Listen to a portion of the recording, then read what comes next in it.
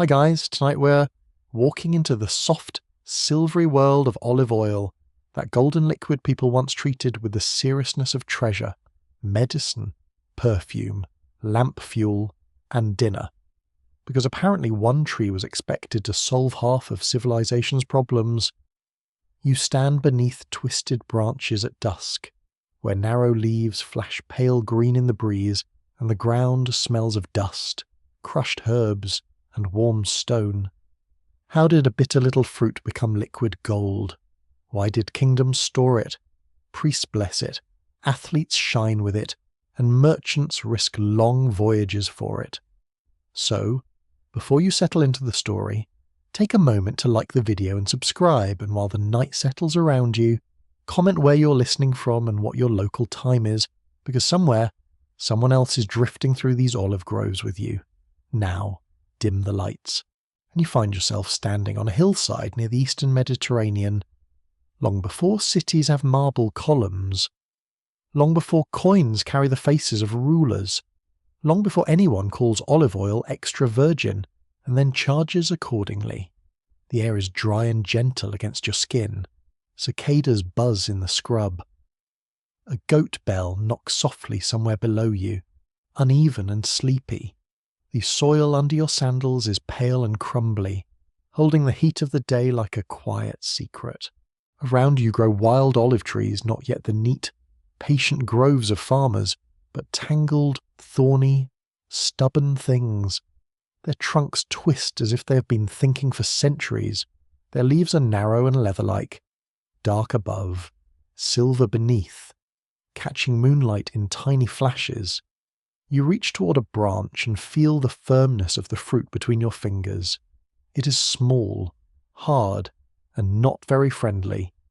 Bite it raw, and your mouth would fill with a bitterness so strong it feels almost personal. Nature, as usual, has not made the first step convenient. Yet people learn, slowly, carefully, probably with a few disappointing meals and many wrinkled faces. Communities begin to understand the olive.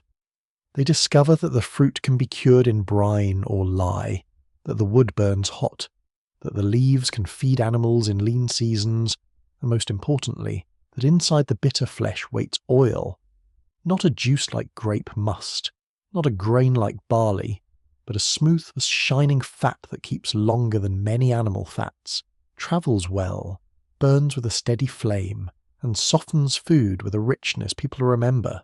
You walk closer to a small settlement.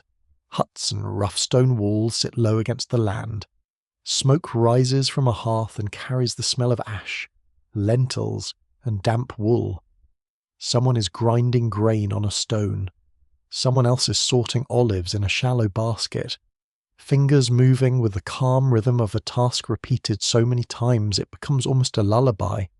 The olives click together softly, a dry, pebble-like sound. Nothing about this looks grand. There is no palace here, no shining throne, no procession of scribes, just hands, stones, baskets, and hunger. History often begins that way, not with a trumpet, but with someone trying to make dinner less sad. The first great fact to settle beside you is simple, but enormous. Olive cultivation likely began in the eastern Mediterranean, especially around the Levant, and spread gradually through places such as Anatolia, Cyprus, Crete, Greece, and beyond. People were using olives and making oil thousands of years ago, with evidence becoming especially strong by the Bronze Age. The domesticated olive was not invented in one dramatic afternoon by a genius farmer wearing a thoughtful expression. It was shaped over generations. People selected trees with larger fruits, better yields, and sweeter behaviour. Well, sweeter by olive standards, which is still rather moody. You notice how patient the whole process must be. Plant an olive tree, and it does not reward you like a quick crop of beans. It asks for years. It stands there in the sun, growing slowly, holding back its best gifts as if testing your character. A family that plants olives is not thinking only of this year. They are thinking of children, grandchildren, perhaps of people not yet named. The tree makes time visible. Its trunk thickens, cracks, hollows, survives. It can be cut back and still send up new shoots. It turns endurance into wood. This is one reason olive oil becomes more than food. It carries patience inside it. Every drop suggests land that has been tended, trees that have survived drought, hands that have returned each autumn to the same slope. You feel that as you stand in the fading light. The breeze slides over your arms. Cool now, smelling of thyme, goat hair, smoke, and green fruit. Somewhere nearby, a child laughs, then quiets. A dog gives one formal bark, as if making a legal announcement, then decides the universe can manage without further comment. The harvest begins with careful timing. Pick too early, and the olives give less oil, sharper and greener. Wait too long, and the fruit softens, darkens, and yields more, though with different flavour. Ancient harvesters do not have laboratory tests or stainless steel tanks. They have eyes, fingers, tongues, family arguments, and the memory of last year's mistakes. You watch them spread woven mats under the trees. Some fruit is plucked by hand. Some is knocked down with poles, a method efficient enough to be tempting and rough enough to damage branches if done badly. There is always a compromise, even in the Bronze Age. Someone is probably saying, "Careful with the tree," while someone else mutters, "We do not have all day." The first pressing is not yet the elegant machinery of later estates. You see stones, mortars, shallow basins, woven bags and human strength. Olives are crushed into a paste, a thick, dark mash that smells intensely green, bitter, peppery, and alive. It stains the fingers. It clings beneath nails.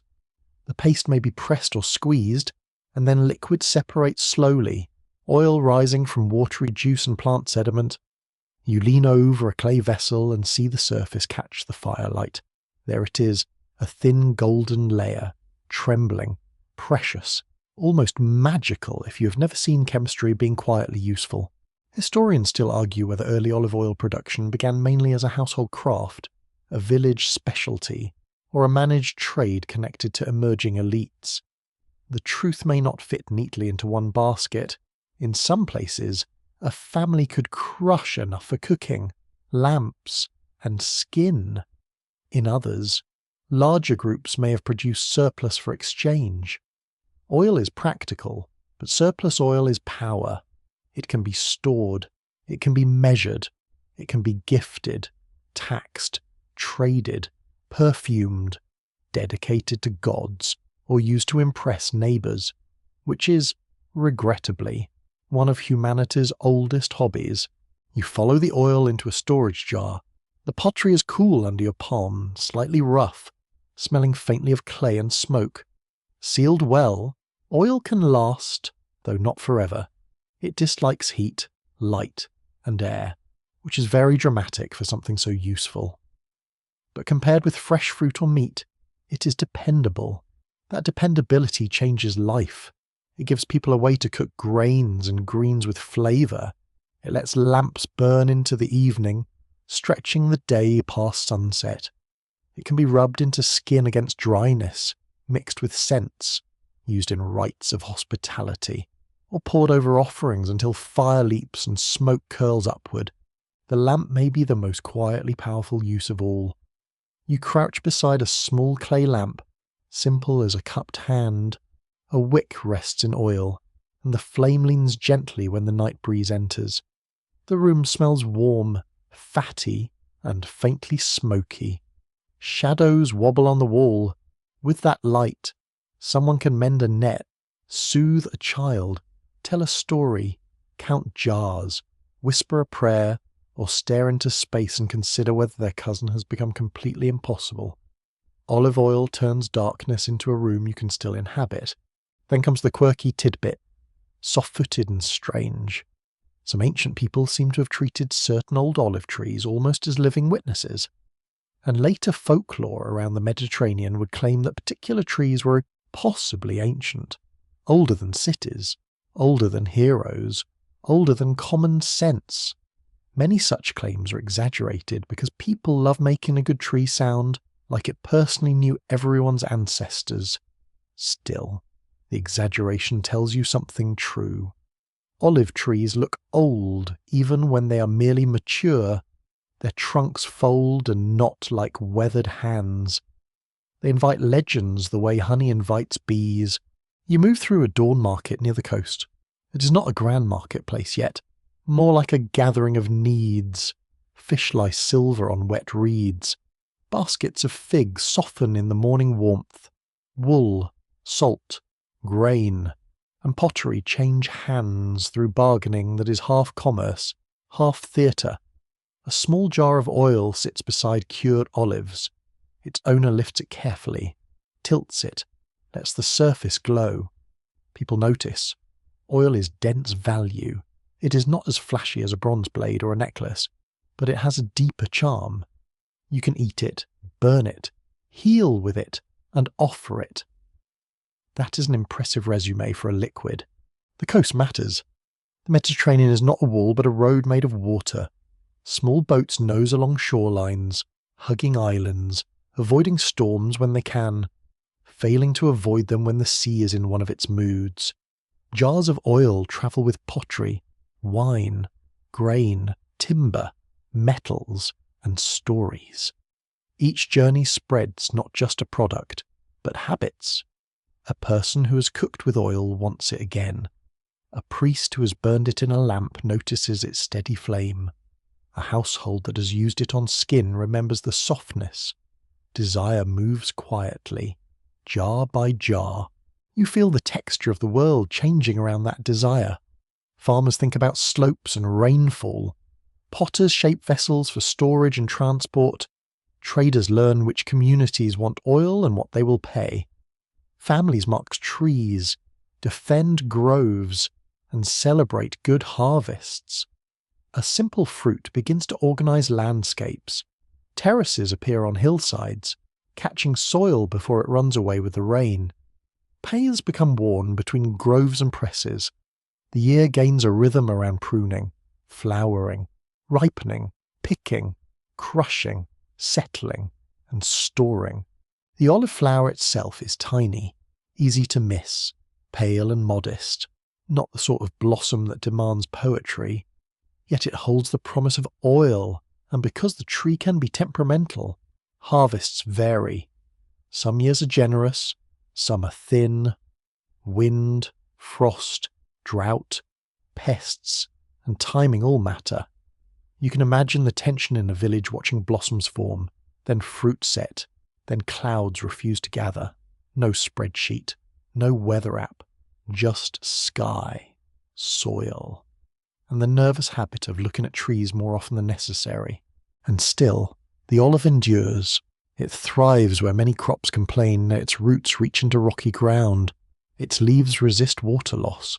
It suits the Mediterranean climate, wet winters and dry summers, as if designed for a land that gives beautifully but never too easily. That is part of its genius. It turns marginal hills into wealth. It makes stony places useful. It lets people settle into landscapes that might otherwise seem too harsh. In return, people carry it farther, plant it wider, praise it louder. You pause beside an old tree at twilight. The bark is ridged beneath your hand, rough enough to catch your skin. The leaves whisper above you with a dry, papery sound. A press stone waits nearby, heavy and patient. Clay jars cool in the shade. Somewhere, a lamp is being lit. Somewhere, bread is being dipped into oil with a pinch of salt, and the person eating it is probably not thinking, "Ah, yes, I am participating in a civilizational turning point." They are thinking it tastes good. History, very often, slips in through the mouth. So the story of olive oil begins not as luxury, but as discovery. You stand in a world learning to press light from bitterness. A hard fruit becomes nourishment. A green paste becomes gold.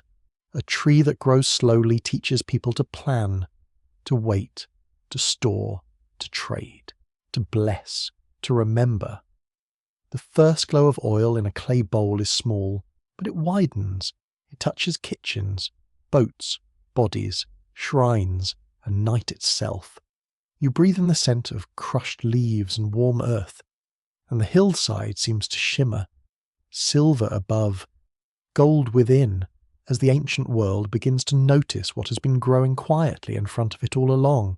You walk into the palace at Knossos while morning light pours over the painted walls, soft as honey and almost too polite for a building that is quietly managing wealth on a massive scale. The floors are cool beneath your feet. The air smells of baked clay, old plaster, dry grain, and the faint green sweetness of stored oil. Somewhere deeper inside, sandals scrape across stone. A worker's bracelet clicks against the rim of a jar. From an open court comes the distant murmur of voices, low and careful, as if even gossip understands that palace walls are listening. This is Bronze Age Crete, a world of terraces, workshops, courtyards, painted dolphins, red columns, and administrative patience. The island rises from the sea like a sun-warmed animal, mountainous in the centre, restless along the coast. Ships come and go from harbours, bringing copper, tin, ivory, ideas, and possibly too many opinions about who makes the best pottery. Yet inside the palace, the rhythm is quieter. Goods arrive, goods are counted, goods are stored, goods are redistributed. Olive oil has entered the world of records, seals, storerooms, and controlled abundance. You pass into a long magazine, a storage corridor lined with enormous clay jars called pithor. They stand taller than a child, broad-bellied and patient, their surfaces ribbed beneath your fingertips. Some are plain, some carry marks, some are fitted into the floor, as if the palace itself has grown ceramic organs for holding wealth. The room is dimmer here, shielded from the glare outside. Your breath cools. The smell changes too, becoming thicker, earthier, with clay, dust, and the lingering trace of oil soaked into porous walls over many seasons. The mainstream historical fact settles naturally around you. Minoan palaces such as Knossos, Phaistos, Malea, and Zakros use large storage magazines and jars to collect and distribute agricultural products, including olive oil. These centres were not just royal homes in the fairy tale sense.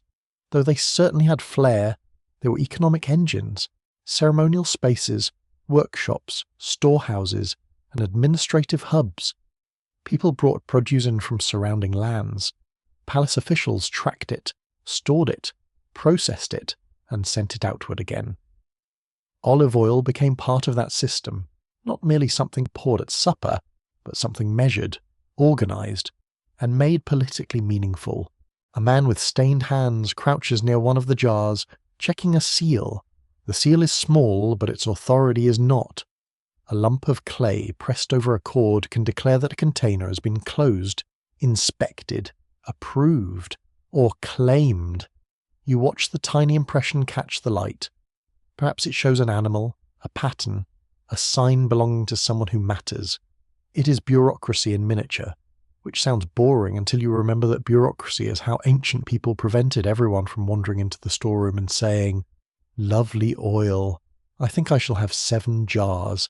Nearby, a scribe presses marks into a clay tablet. The stylus makes a faint ticking sound, like a beetle tapping inside the wall. The signs belong to scripts that still carry mystery. Some Cretan tablets were written in Linear A, a writing system that remains undeciphered. Later tablets in Linear B, used by Mycenaean Greek administrators, record oil in palace economies with striking detail. You feel the tension between what is known and what refuses to speak. These tablets sit in museums now like quiet mouths. They show that someone counted, but not always what everyone felt, feared, or whispered while counting. Researchers continue to disagree over how centralised the Minoan oil economy truly was, and whether the palaces controlled production tightly or mostly coordinated what powerful households and villages already produced. The evidence offers fragments, not a tidy instruction manual. Storage jars suggest scale, ceilings suggest control, workshops suggest organised labour, yet Crete was not a machine with every gear visible. A hillside farmer, a coastal trader, a priestess, a perfumer, and a palace official may each have touched the same stream of oil in different ways, none of them pausing to explain the full system for the convenience of tired future listeners. You step out of the magazine and into a workshop court where the oil takes on a different personality. Here it becomes fragrant. Not all palace oil is for cooking or lamps. Some is mixed with aromatics to make perfumed oils, luxurious enough to travel far and personal enough to cling to skin. The air is warmer, full of crushed herbs, resin, coriander, perhaps iris root or saffron, depending on what the season and trade have provided. A woman stirs something in a shallow vessel. Another worker filters liquid through cloth. The scent rises slowly, green at first, then floral, then spicy, as if the island has been persuaded into a bottle. You touch a folded cloth damp with oil, and it leaves your fingers slick and faintly scented. The sensation is intimate. Oil does not behave like grain or bronze or wool. It spreads. It shines. It makes the skin remember it. In a palace world that loves display, that matters, frescoes show elegant bodies, patterned garments, curled hair, processions, offerings, and ceremony. Perfumed oil fits that world beautifully. It can prepare a body for ritual, mark status, soften hair, scent clothing, and turn a person into a moving advertisement for access to rare ingredients. Very subtle, naturally. Ancient luxury has always enjoyed pretending it is effortless. Then there is the sea. From a balcony or open court, you can sense it even when you cannot see it clearly. The breeze carries salt. Gulls cry with the rude confidence of creatures that have never paid rent. Ships from Crete move across maritime routes linking the island with Egypt, the Levant, the Aegean Islands, and mainland Greece. Olive oil travels in jars, but it also travels as a reputation, a fine oil, a scented oil, a reliable supply of oil. All of these create relationships. Gifts and trade blur together. A jar can be a commodity, a diplomatic gesture, or a polite reminder that the sender has resources and would like everyone to notice. The palace itself seems designed for movement. Stairs rise and turn, corridors shift direction, light wells catch sun and shadow. You hear footsteps above, voices below, the hollow thud of someone moving a heavy container. There are no straight modern office hallways with fluorescent lights and tragic carpeting. Instead, there is a maze of function and ceremony. Later, Greek imagination would attach the idea of a labyrinth to Crete. And while the actual relationship between palace architecture and myth is slippery, it is easy to understand why visitors might remember Knossos as a place where one could get lost among courts, rooms, storerooms, and painted creatures. A quirky tidbit drifts in here, because Crete does not mind a little drama. Some later legends imagine the island as the home of King Minos, the Minotaur, and the Labyrinth. And a few modern enthusiasts have tried to connect these myths to real palace rituals, bull imagery, and complex architecture. The idea is tempting, perhaps too tempting, like a dessert offered by someone with suspiciously bright eyes. Bull-leaping scenes and bull symbols are real features of Minoan art, but whether they connect directly to the monster story is uncertain. Still, as you walk past frescoed walls, it is hard not to feel that myth found very fertile soil here. Olive oil moves through that myth-coloured world without needing to become mythical itself. Its power lies in usefulness. In a palace kitchen, it enriches food. In a lamp, it extends the evening. In a workshop, it carries scent. In a storeroom, it becomes measurable wealth. In a shrine, it may accompany offerings. It is both ordinary and precious, which is a very clever disguise. A gold cup is clearly elite. A jar of oil can sit in a home, a workshop, a temple, or a shiphold, quietly adapting to every setting. You follow an administrator into a counting room. The plaster wall is pale. The sunlight falls in a narrow strip across the floor. Small clay labels, ceilings, and tablets sit arranged with great care. The scribe's hands are quick, but not hurried. He knows mistakes travel. A wrong count can upset deliveries, rations, rituals, and tempers. The palace economy depends on trust supported by marks, seals, and memory. You imagine the weight of responsibility in such a place. One tablet misplaced, one jar spoiled, one shipment delayed, and someone important may begin breathing heavily through the nose, which is never a peaceful sound. Outside, the landscape that feeds this system waits under the bright Cretan sky. Olive trees grow on slopes where limestone shines through the soil. Terraces catch the earth. Villagers tend trees, prune branches, gather fruit, and carry produce towards centres of storage and power. The palace does not make oil from nothing.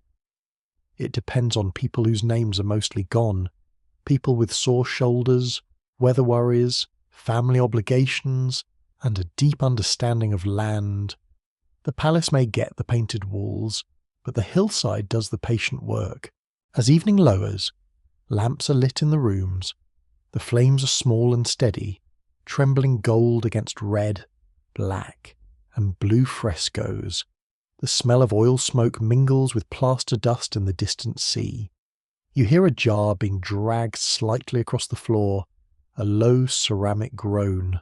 Somewhere, someone laughs softly in a courtyard. Somewhere else, a seal is pressed into damp clay and set aside to dry. The day's movement is being turned into record, and the record into authority.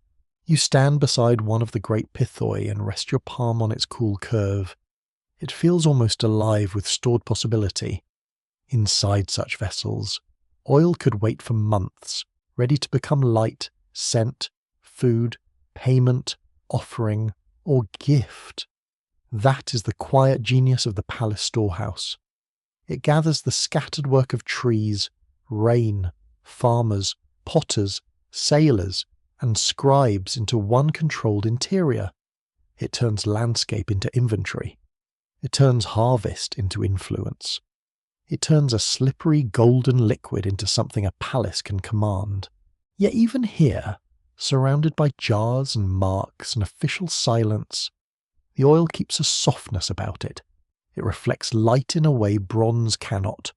It clings to the skin, it carries flowers, it burns gently, it slips past categories, half practical and half ceremonial, half household need and half political resource. You breathe in the stillness of the storeroom, and the palace seems less like a monument than a body at rest, filled with grain, wine, oil, cloth, scent, memory, and the low pulse of human organisation. Night comes carefully over Crete. The walls fade into shadow. The pithoi stand in rows like sleeping giants, and the last voices sink into murmurs. Beyond the palace, the dark slopes hold their trees beneath the stars. In the harbour, jars may already be waiting for ships. In the workshops, scented oil cools in small containers. In the counting room, tablets harden by accident or design, holding signs that outlive the hands that made them. You feel the smooth trace of oil still on your fingers, and in that faint shine rest a whole island of labour, elegance, uncertainty, and power. You arrive in a Greek courtyard at first light, when the sky is still pale and the city is beginning to remember that it has duties. A rooster complains from somewhere behind a wall. Sandals slap softly against stone. The air smells of barley bread, damp clay, wood smoke, and the green bite of olives waiting in a shallow bowl. You stand beside a low table, feeling the cool morning pass over your arms, while a woman pours a thin stream of oil into a dish. It catches the light, bright and quiet, turning a plain breakfast into something that feels almost ceremonial. Here, in the Greek world, olive oil becomes part of daily life so completely that it is hard to separate the sacred from the ordinary. It touches bread, lamps, bodies, temples, prizes, medicine, and myth. It is there when you wake, there when athletes train, there when offerings rise in smoke, and there when evening settles over the house. If the Greeks had invented a loyalty card for olive oil, half the Aegean would have filled it by spring. You sit near the household hearth as bread is broken into rough pieces. The crust scratches faintly against the pottery dish. Oil is poured with a pinch of salt, perhaps a few herbs, perhaps crushed garlic if the cook is feeling bold and the household is prepared to live with the consequences. The first bite is simple, but not poor.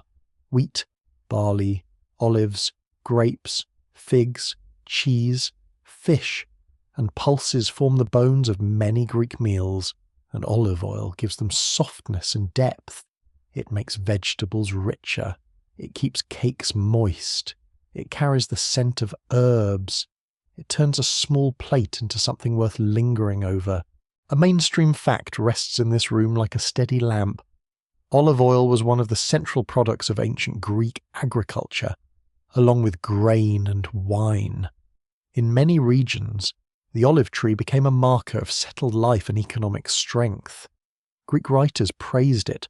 Farmers depended on it. City-states regulated it, and traders carried it across the sea. The olive was not simply a crop. It was a cultural companion, rooted in the landscape and woven into the imagination of the polis.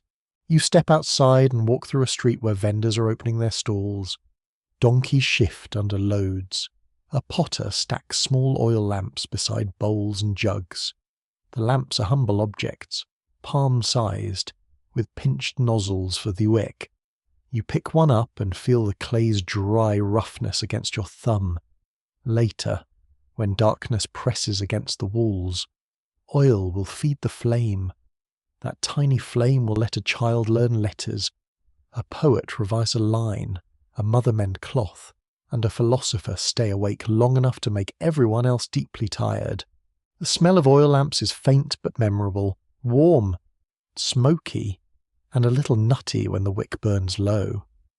In houses, workshops, and sanctuaries, these lights make night manageable. In temples, flames can hold deeper meaning.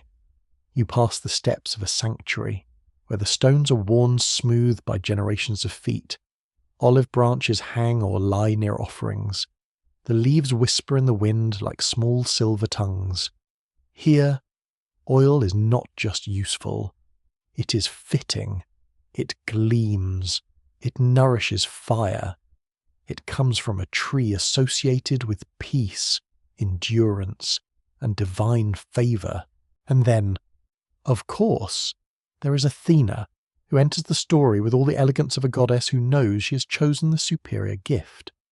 In the famous Athenian myth, Athena and Poseidon compete for the patronage of the city. Poseidon strikes the ground and brings forth water, sometimes described as salty, sometimes as a spring or horse-related wonder depending on the version. Athena offers the olive tree. The people choose her gift, because a tree that gives food, oil, wood, shade, and wealth is difficult to beat, even if the sea god is standing nearby looking offended. Scholars still debate how old this myth is, and whether it reflects religious memory, civic propaganda, agricultural pride, or later storytelling polished into a graceful origin tale. Myth does not behave like a tax record, which is inconsiderate but charming. It changes shape as communities tell it. Still, the meaning is clear enough to feel under your feet in Athens. The olive is not only a plant, it is identity. To speak of Athena's city is to speak of the tree that marks wisdom, endurance, and practical blessing. You climb toward the Acropolis in warm sunlight. Dust gathers on your ankles. Below, Athens spreads in a soft haze of rooftops, courtyards, workshops, and voices.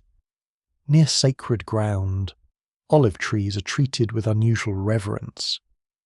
The Athenians spoke of sacred olives, sometimes called moriae, believed to belong to Athena. Damaging them could bring serious penalties, because apparently even in antiquity, cutting down the wrong tree could ruin your whole week. These sacred trees carried symbolic weight, but they also reminded citizens that agricultural wealth and religious duty were not separate rooms in the Greek mind. From sacred groves, your path leads to a festival. The Panathenaia fills Athens with music, movement, and competitive pride polished to a shine. You hear flutes, drums, sandals, cheers, and the creak of carts. The crowd smells of sweat, wool, flowers, dust, roasted meat, and oil rubbed into skin. Victors in certain contests receive large painted amphorae filled with olive oil from Athena's sacred trees. These Panathenaic prize amphorae are handsome vessels, often decorated with Athena on one side and an athletic event on the other. They are trophies you can pour, sell, display, or brag about until friends begin avoiding you. That prize oil matters. Beautiful vase is one thing, but a vase full of valuable oil is another. It rewards excellence with a product tied to the goddess, the city, and the economy. You imagine an athlete receiving jars of oil, their dark surfaces gleaming, their contents worth real money. Victory smells faintly of clay and crushed fruit. It is less poetic than laurel in some ways, but far more useful if your household needs lighting and dinner. Now you walk to the gymnasium, where the Greek relationship with olive oil becomes very physical. The space is open, dusty, alive with voices and exertion. Young men train in running, wrestling, jumping, boxing, and discus. Their bodies shine because they have rubbed themselves with oil before exercise. Dust clings to the skin, making a fine coating. After training, they scrape it away with a curved metal tool called a strigil. The sound is soft and slightly gritty. Metal over oiled skin, a private little rasp beneath the larger noise of instruction and boasting. This practice is not random vanity. Though vanity is never completely absent when athletes are involved, oil may help clean the skin, protect it from sun and dust, and prepare the body for massage. In Greek athletics, the trained body becomes a public statement about discipline, beauty, status, and civic pride. Olive oil is part of that statement. It shines on shoulders, collects dust, carries sweat, and then is scraped away in long strokes. You can almost feel it on your own forearm, slick first, then gritty, then clean and warmed by touch. A quirky tidbit waits in the scraping. Some ancient writers and later collectors claim that the mixture of oil, sweat, and dust scraped from famous athletes could be valued for medicinal or magical purposes. Yes, celebrity skincare has apparently always been strange. The idea may sound deeply unappealing while you're trying to relax, but it reveals something fascinating. Athletic bodies were admired so intensely that even residue from them could be imagined as powerful. Human beings, bless us, can turn almost anything into a souvenir. You leave the gymnasium and enter a symposium room in the evening. Couches line the walls, cups of diluted wine pass from hand to hand. The room smells of garlands, lamp smoke, roasted fish, perfume, and warm oil. Voices rise and fall in conversation, sometimes witty, sometimes philosophical, sometimes just a man explaining at great length why his opinion is obviously correct. Oil lamps flicker from stands, making faces appear thoughtful even when they are simply sleepy. At a table, small dishes of olives, cheese, bread, and relishes wait for fingers. The Greeks do not use olive oil in exactly the same way everywhere. Regional differences matter, wealth matters, local soils, climate, and trade matter. Some households have excellent oil, Others use rougher grades for lamps and keep finer oil for food, grooming, or ritual. Oil can be fresh and peppery, old and tired, perfumed or plain, sacred or practical. The Greeks classify the world with great enthusiasm, so it is no surprise that olive oil occupies many grades of meaning. You follow a merchant down to the harbour at Piraeus, where the city's appetite meets the sea. The harbour air is saltier, louder, and less patient. Ropes slap against masts. Sailors shout.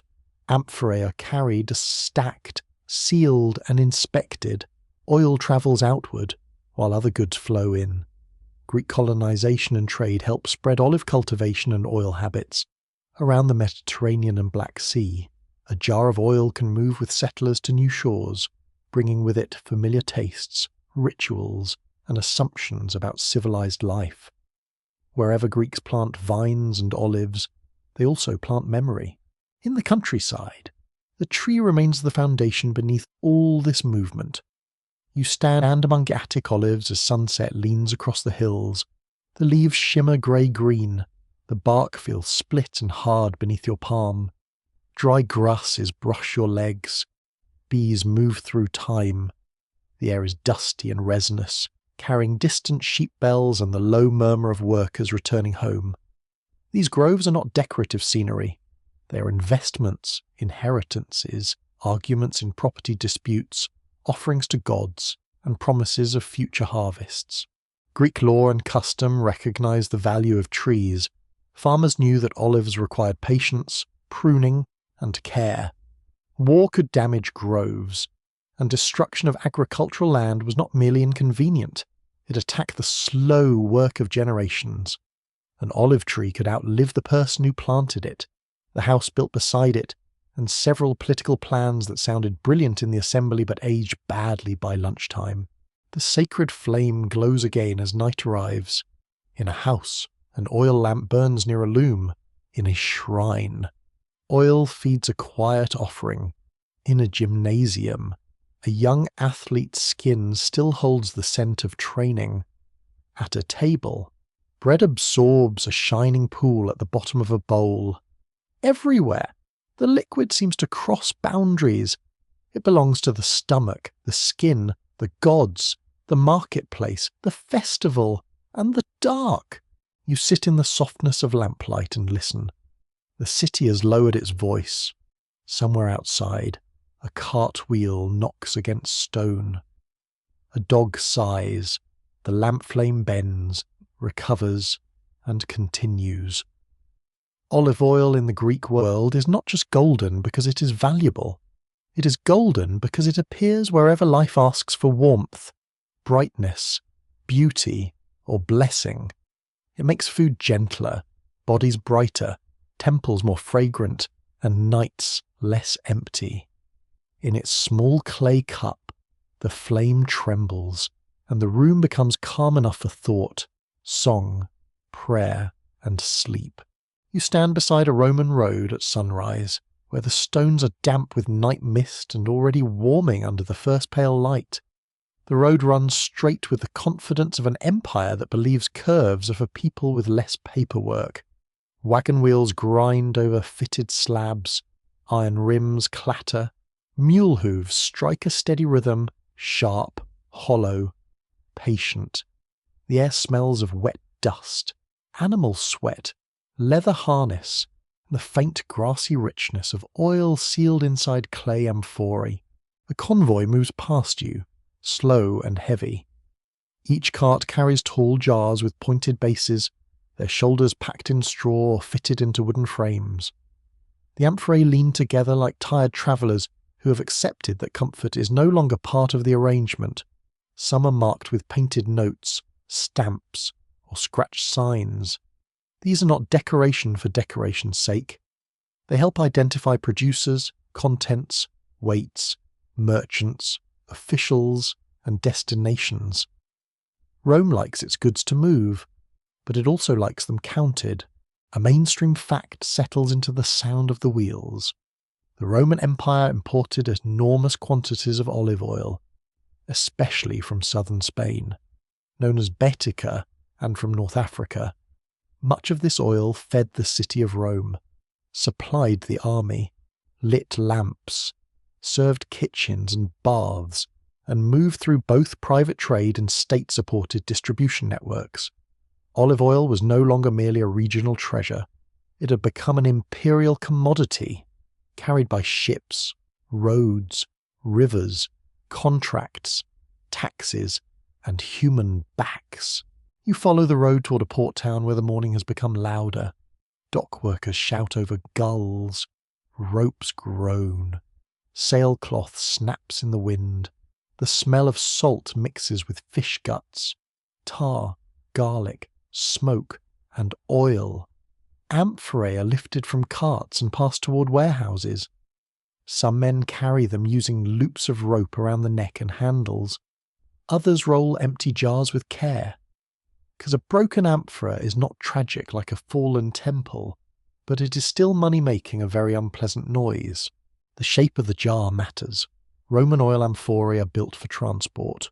Their pointed bases can fit into racks and ship holds or stand in sand and soft packing. Their narrow mouths can be sealed. Their thick walls protect the contents. Mostly. You touch one and feel the rough, fired clay beneath your palm. It is cool in the shade, gritty and solid. Inside waits oil from groves far away, pressed under a different sun, now folded into Rome's appetite. You step aboard a cargo ship. The deck shifts gently under your feet. Below, the hold is packed with amphora, layer upon layer secured against the sea's bad manners. The darkness below smells of clay, salt water, stale rope, and trapped oil. A sailor lowers a lamp, and the flame trembles over the curved shoulders of jars. The ship may sail from Hispania to Ostia, Rome's port, or from North Africa through the central Mediterranean. The route depends on winds, politics, prices, and whether Neptune is feeling cooperative, which he rarely puts in writing. Sea travel carries risk. Storms can scatter fleets.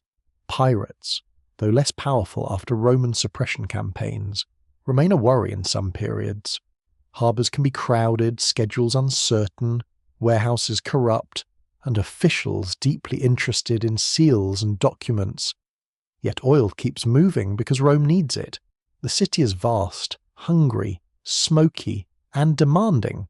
A capital of perhaps hundreds of thousands, and at times near 1 million people, does not run on poetry alone, however hard poets may try. At Ostia, you enter the empire's throat. Goods arrive by sea and pass inland toward Rome along the Tiber. Warehouses stand in rows. Brick walls hold the heat. The ground is gritty with spilled grain, straw, and crushed pottery. Men with tablets check consignments. Porters bend under loads. Boatmen curse softly as barges are prepared for the upriver journey. Oil jars thud into place. Everything is movement, counting, lifting, sealing, waiting, bargaining, and occasionally pretending not to notice a small theft that everyone has absolutely noticed.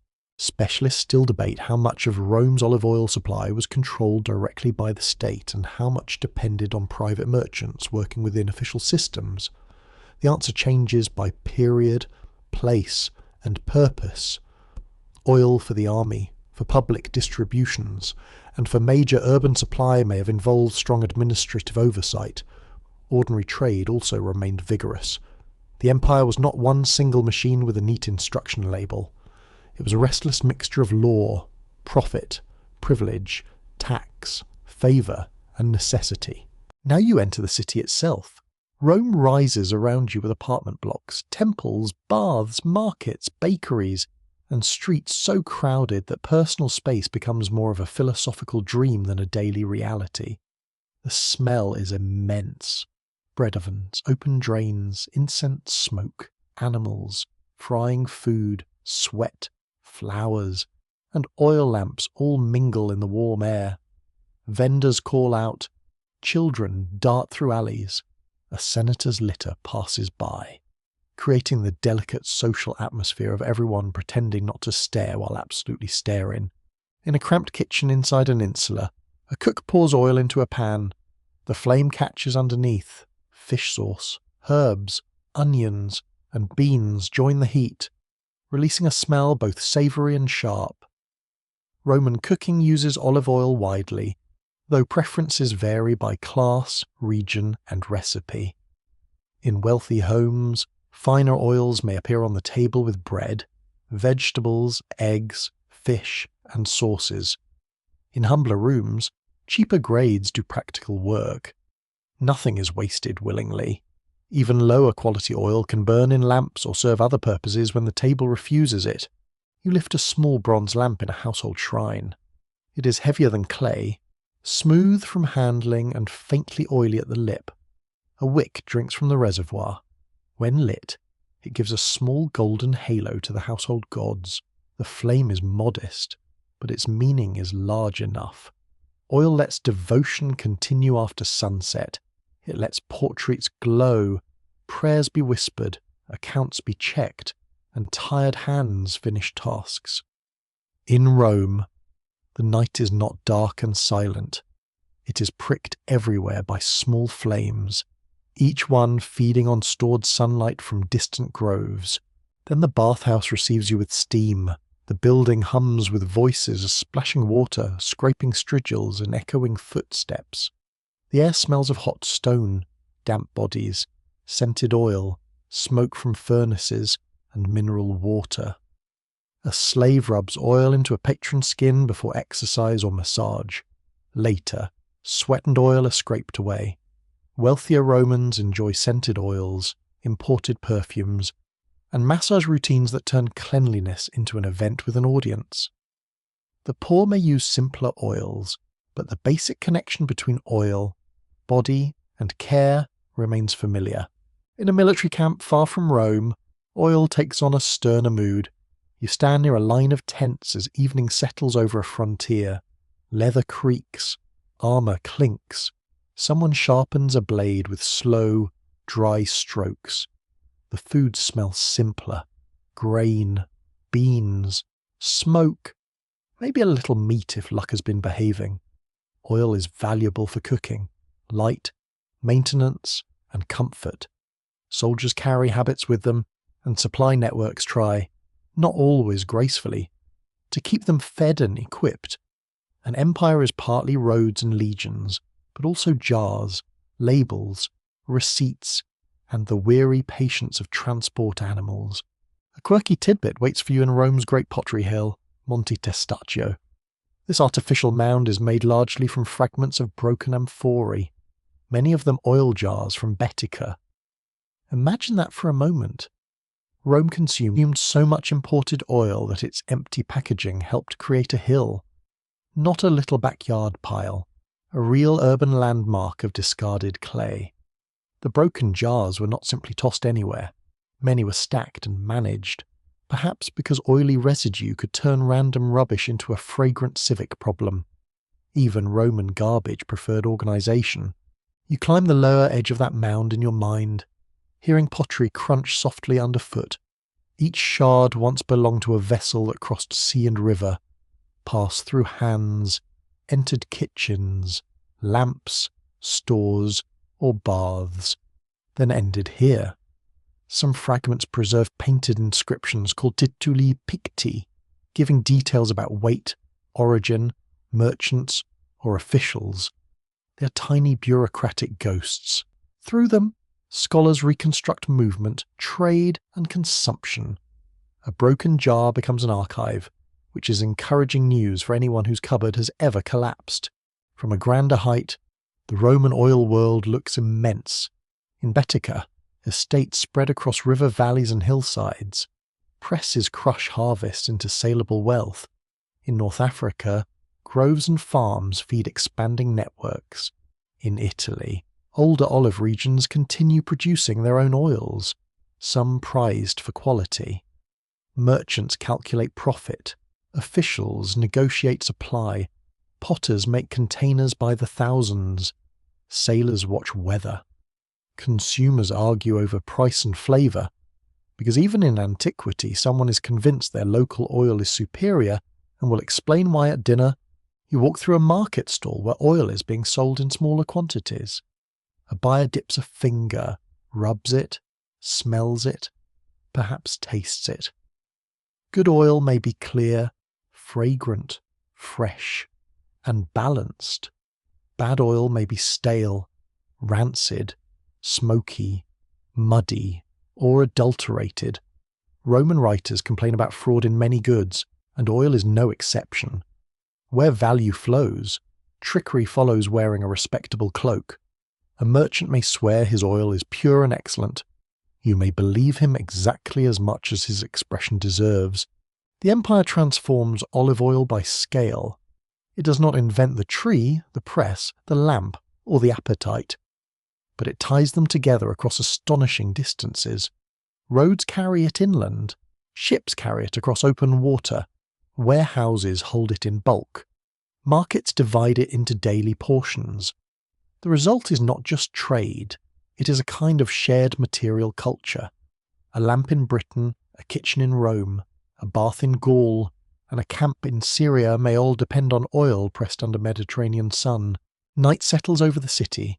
From a balcony, you watch lamps appear one by one in windows and courtyards. The Tiber moves darkly below, carrying barges, reflections, and the tired breath of the port. Somewhere, amphorae rest in a warehouse. Somewhere, a cook covers a jar. Somewhere, a bath attendant wipes oil from a marble bench. The empire feels less like marble and conquest now, and more like a slow golden current, moving through clay, wood, road dust, salt air, warm rooms, and human need. You stand quietly in that glow. Rome is loud, ambitious, practical, and deeply fond of being supplied. Olive oil suits it perfectly. It is useful enough for the poor, refined enough for the rich, sacred enough for shrines, ordinary enough for kitchens, and valuable enough to reshape trade across the sea. In the trembling light of countless lamps, the liquid gold of the Roman world shines not as a single treasure, but as a daily miracle repeated so often that people almost forget to marvel. You step into an olive mill just as the morning harvest arrives, and the whole building seems to wake with a low, earthy breath. The floor is packed hard from years of feet, hooves, and spilled paste. The walls are stone, cool to the touch, holding shadows even while the sun brightens the yard outside. Baskets thump down near the entrance. Men and women shake out their arms. A donkey snorts with the solemn dignity of an animal that already knows it is about to do the same circle many, many times. The air smells intensely green, not the light sweetness of a garden, but the sharp, peppery smell of crushed olive flesh, bruised leaves, damp baskets, sweat, and old wood. It is bitter and alive. It catches in the nose, somewhere in the room. A stone roller begins to turn with a deep grinding sound, slow and steady, like thunder trying very hard not to wake anyone. You feel the vibration through your sandals. The mill is not a romantic place in the delicate sense. It is practical, sticky, noisy, and magnificent in the way useful places often are. This is the working heart of olive oil production. The mainstream fact is simple and important. Ancient olive oil was made by crushing olives into a paste, pressing that paste to release liquid, and then separating the oil from water and solids. The tools varied by place and period, but the basic idea remained wonderfully stubborn. Break the fruit, squeeze the mash, let the lighter oil rise. Human beings, having discovered that olives were hiding wealth inside bitterness, built an entire technology around persuading them to give it up. You watch the olives being sorted first. Leaves, twigs, dirt, and spoiled fruit are picked out by hand. Fingers move quickly over the pile, dark with dust and fruit stain. Some workers joke softly, others stay quiet, saving breath. The olives click and rustle as they are poured from baskets into a basin, A few roll away across the floor like tiny fugitives. A child chases one, is scolded, and returns with the expression of someone unfairly denied a heroic mission. The first crush begins under heavy stone. In some mills, large circular stones roll over olives in a basin. In others, a great wheel turns upright, pulled by animal power or pushed by people. The stone does not hurry. It does not need to. It presses down with patient weight, splitting skins, cracking pits, and mixing flesh into a thick paste. You stand near enough to hear the wet crackle beneath the grinding rumble. The smell deepens, greener now, almost grassy, with a bitter warmth rising from the crushed fruit. You reach toward a lump of paste resting on a wooden paddle. It is coarse, slick, and cool against your fingers, speckled with bits of skin and broken pit. It looks humble, almost muddy. Yet this mash holds the golden liquid everyone wants. The miller watches it closely. Too little crushing, and the oil remains trapped. Too much rough handling, and the quality may suffer. Ancient workers might not speak in modern chemical terms, but they understand texture, scent, timing, pressure, and the mood of a harvest. Skill lives in the hands before it ever reaches a book. A donkey circles the millstone, harness creaking gently. Its hooves make a dull pad on the floor. Sometimes animals used in mills were blindfolded, according to later tradition and common rural practice, partly to keep them calm as they walked the endless circle. It is a quirky little image. The patient beast walking nowhere so that oil can travel everywhere. There is also a slightly comic cruelty to it, as if the animal has been spared the psychological burden of knowing exactly how repetitive its job is. The donkey flicks an ear, which may be its full published opinion. Once the paste is ready, workers scoop it into woven mats or baskets, often made from fibres such as esparto grass, reeds, or other tough plant material. You feel one of these pressing mats between your hands. It is rough, springy, and stained dark from use. Oil and vegetation water have soaked into it over many seasons, giving it a smell that is part plant, part cellar, part memory. The paste is spread evenly inside or between the mats. Then the mats are stacked, one on another, forming a tower of waiting pressure. Now the press takes over in some ancient workshops. Workers use a beam press. A long wooden beam is lowered onto the stacked mats, with weights, ropes, screws, or levers helping increase pressure. The beam groans, ropes tighten with a dry complaint. Men lean their bodies into the work. The room quiets slightly, not because it is peaceful, but because everyone is listening to the press. A bad crack in the beam would be expensive, embarrassing, and possibly the start of a very loud argument. Liquid begins to seep from the mats. It runs down into a stone channel, dark at first, cloudy and thick, carrying oil, water, and tiny plant particles together. It gathers in a basin with a soft dripping sound. Drip, pause, drip, then a sudden thread. You crouch beside it and watch the surface tremble. It is not yet the clear golden oil imagined at the table. It is murky, green-brown, and alive with sediment. The miracle has a messy stage, because of course it does. Most good things do. The separation depends on patience. Oil is lighter than the watery juice of the olive, so it rises. Workers may let the liquid settle in basins or jars, then skim off the oil from the top. They may transfer it carefully between vessels, leaving sludge behind. Every movement matters. A careless hand can mix the layers again. A dirty vessel can spoil the flavour. Too much delay can dull freshness. The mill is a place where strength and delicacy share the same bench, neither fully trusting the other. Historians still argue whether small family mills or large estate presses produced most of the oil consumed in various ancient regions. The answer is not one smooth story. Some villages likely relied on modest presses shared by neighbours or kin groups. Large estates, especially in regions tied to heavy trade, could operate bigger installations with more equipment, labour, and storage. Archaeological remains show presses of many sizes, from simple rural setups to impressive complexes. The olive economy was not just one grand system. It was 1,000 local arrangements, each shaped by land, wealth, labour, and demand. You step into the yard where harvesters rest in the shade. Their hands are scratched from branches. Their shoulders ache from carrying baskets. Their clothes smell of dust, sweat, leaves, and fruit. A woman rubs her wrist slowly. A man drinks from a clay cup, the water warm but welcome. Someone laughs at a joke told too quietly for you to catch. These are the people hidden inside every jar of oil. Not kings, not philosophers, not mythic heroes.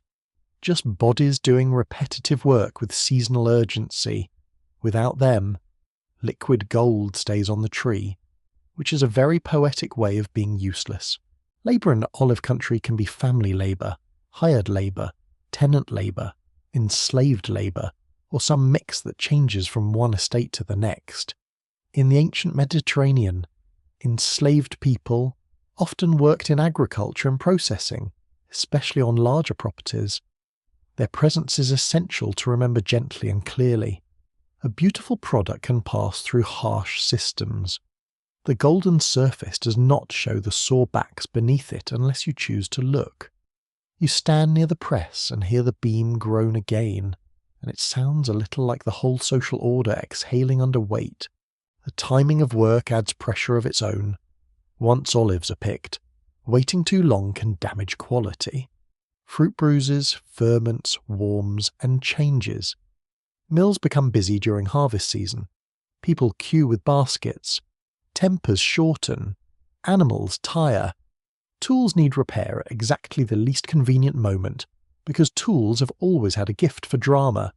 A snapped rope, cracked basket, clogged channel, or broken wooden part can delay everyone. In a good year, abundance is wonderful, but only if the mill can keep up. Inside the workshop, different grades of oil begin to emerge. The earliest flow from a careful pressing may be prized for food, scent, or ritual. Later pressings, perhaps using more force or warmer water, may produce oil of lower quality, still useful for lamps, soap-like cleaning preparations, greasing materials, or other practical tasks.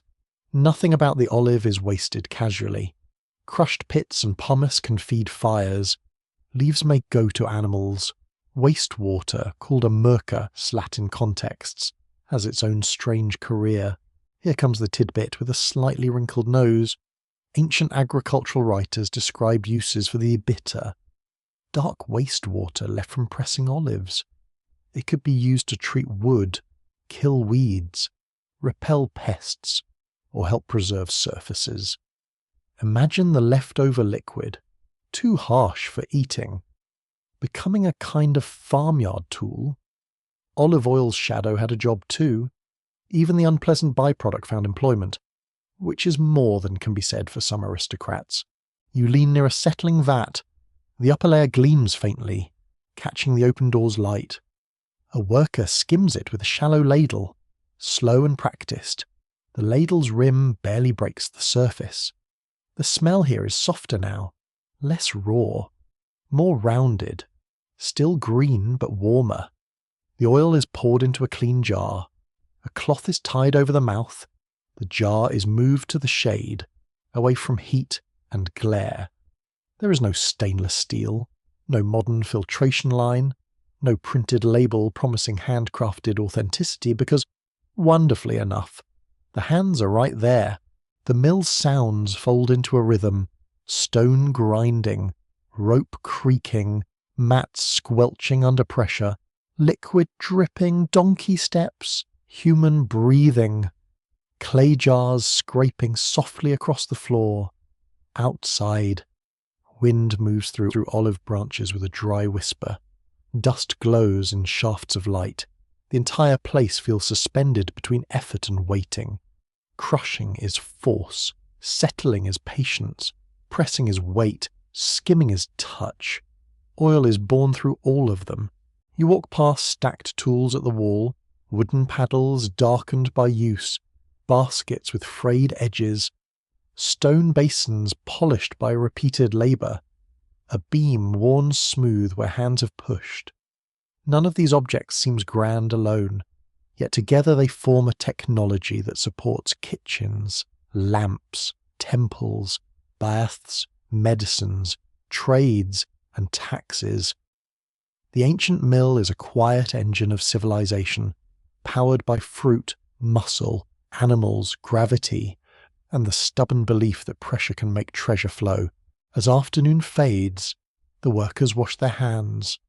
Oil resists the water, clinging to skin, making it shine. The smell stays in the room and on clothing, green, smoky, bitter, but rich. A jar is sealed, another basket is emptied. The donkey lowers its head, finally free from its circle for a while. The press beam rests overhead like a sleeping giant. You step into the doorway and look back at the dim interior, where the first lamps are being lit from the very oil the mill has helped release. The flame is small, but it completes the day. Fruit from the hills has become light in the room where it was crushed. The workers sit with tired shoulders and quiet faces, surrounded by stone, wood, clay, and the smell of a harvest transformed. You feel the roughness of the pressing mat still in your palms, the tremor of the grinding stone still underfoot, the slick trace of oil on your fingertips. Here, liquid gold is not an idea. It is labour made visible, pressure made gentle, and bitterness turned slowly, stubbornly, into glow. You enter a bathhouse in the warm middle of the day, when the stone walls hold a soft heat and every sound seems rounded by steam. Water splashes in shallow pools, sandals slap against damp floors, someone laughs under a vaulted ceiling, and the sound drifts upward, blurred and lazy, as if even echoes have agreed to relax. The air smells of mineral water, wet wool, warmed skin, clay lamps, and olive oil scented with herbs. A servant pours oil into a small bronze dish. It lands with a quiet, thick sound. Not a splash exactly, but more like a slow sigh.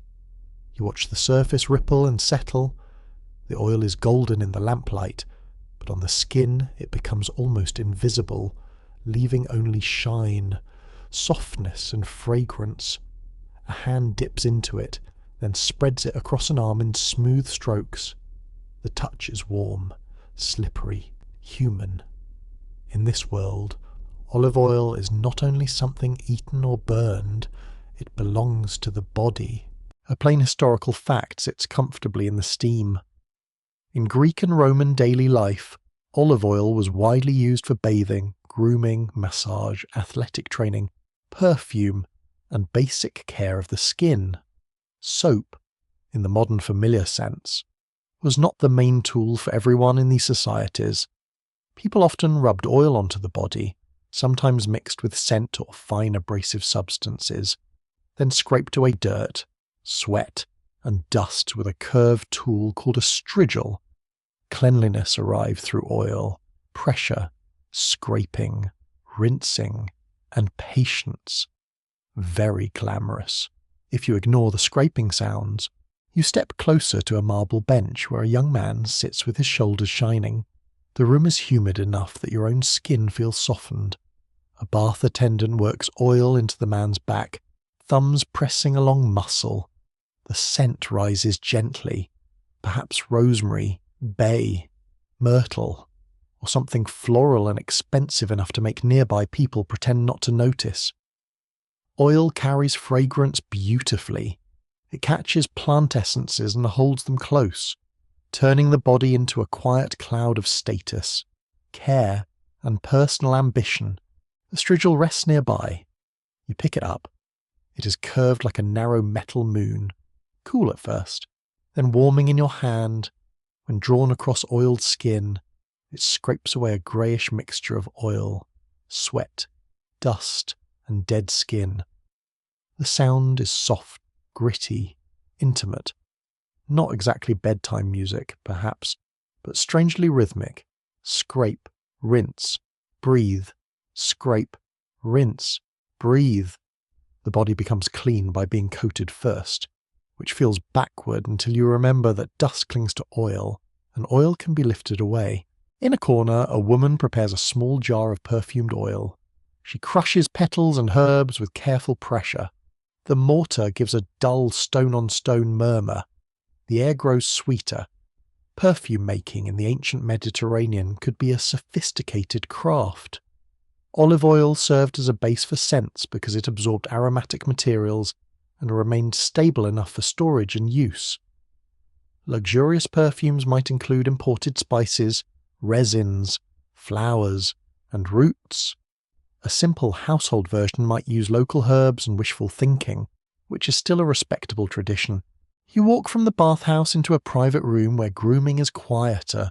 A bronze mirror catches a face in warm, uncertain reflection. It does not flatter as kindly as modern glass, but it does the job if the viewer is forgiving. A comb lies beside a little flask. Hair is smoothed with oil to tame dryness, add shine, and hold scent. Beards may be softened. Hands roughened by work may be rubbed with oil at night. Babies may be massaged with it. Elderly joints may receive a slow warming touch. The same liquid moves across age, class, gender, and mood. Writers of antiquity mention oil in medical context again and again. Physicians such as Hippocrates and later Galen discussed oils, ointments, poultices, diet, massage, and the balance of the body. Olive oil might be used to soothe skin, clean wounds, carry medicinal ingredients, soften the body, ease dryness, or support massage therapies. Ancient medicine did not match modern medical science, of course, and some treatments were based on theories that no longer hold. Still, the practical usefulness of oil as a carrier, lubricant, cleanser, and skin softener was real enough for people to keep reaching for it. Scholars still debate how far ordinary households followed elite medical advice, and how much daily practice came from family tradition rather than formal physicians. A wealthy person might consult a trained doctor, buy scented oils, and enjoy careful massage in polished rooms. A poorer family might rely on plain oil, inherited recipes, a neighbour's opinion, and the firm belief that grandmother knew better than everyone. Both worlds could overlap. Ancient health was not one system. It was a crowded market of theory, habit, ritual, experience, and hope. You enter a small home at dusk. The floor is swept but uneven. The walls hold the day's warmth. A lamp burns near a shelf of dishes. The room smells of lentils, smoke, wool, and a faint trace of oil rubbed into wood. A mother warms a little oil between her palms, then massages a child's dry legs. The child squirms, complains, then relaxes. Her hands move slowly, steady as breath. Nothing about this moment appears in grand public inscriptions, but it is history all the same. Care is often quiet. In another room, a healer mixes oil with crushed leaves. The paste is dark green and fragrant, sticky against the side of a cup. Perhaps it is meant for a bruise, a rash, an aching muscle, or a small cut. You hear the faint wet grind of plants under the pestle. The healer mutters, not dramatically, just concentrating. The oil makes the mixture spreadable. It helps the herbs cling. Whether the remedy works depends on the ingredients, the condition, and luck. That ancient medical partner who never signs its name. A quirky tidbit slips in with a faintly comic smell.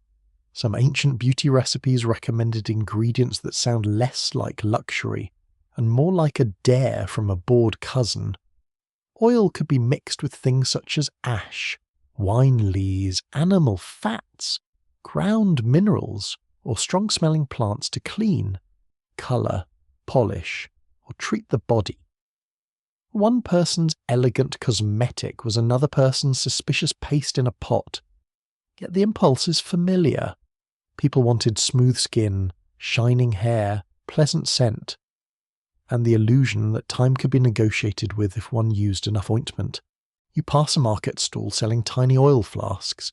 They are elegant and portable, made of clay, glass, or metal depending on place and wealth. Some are narrow-necked or a beloy, easy for athletes to carry.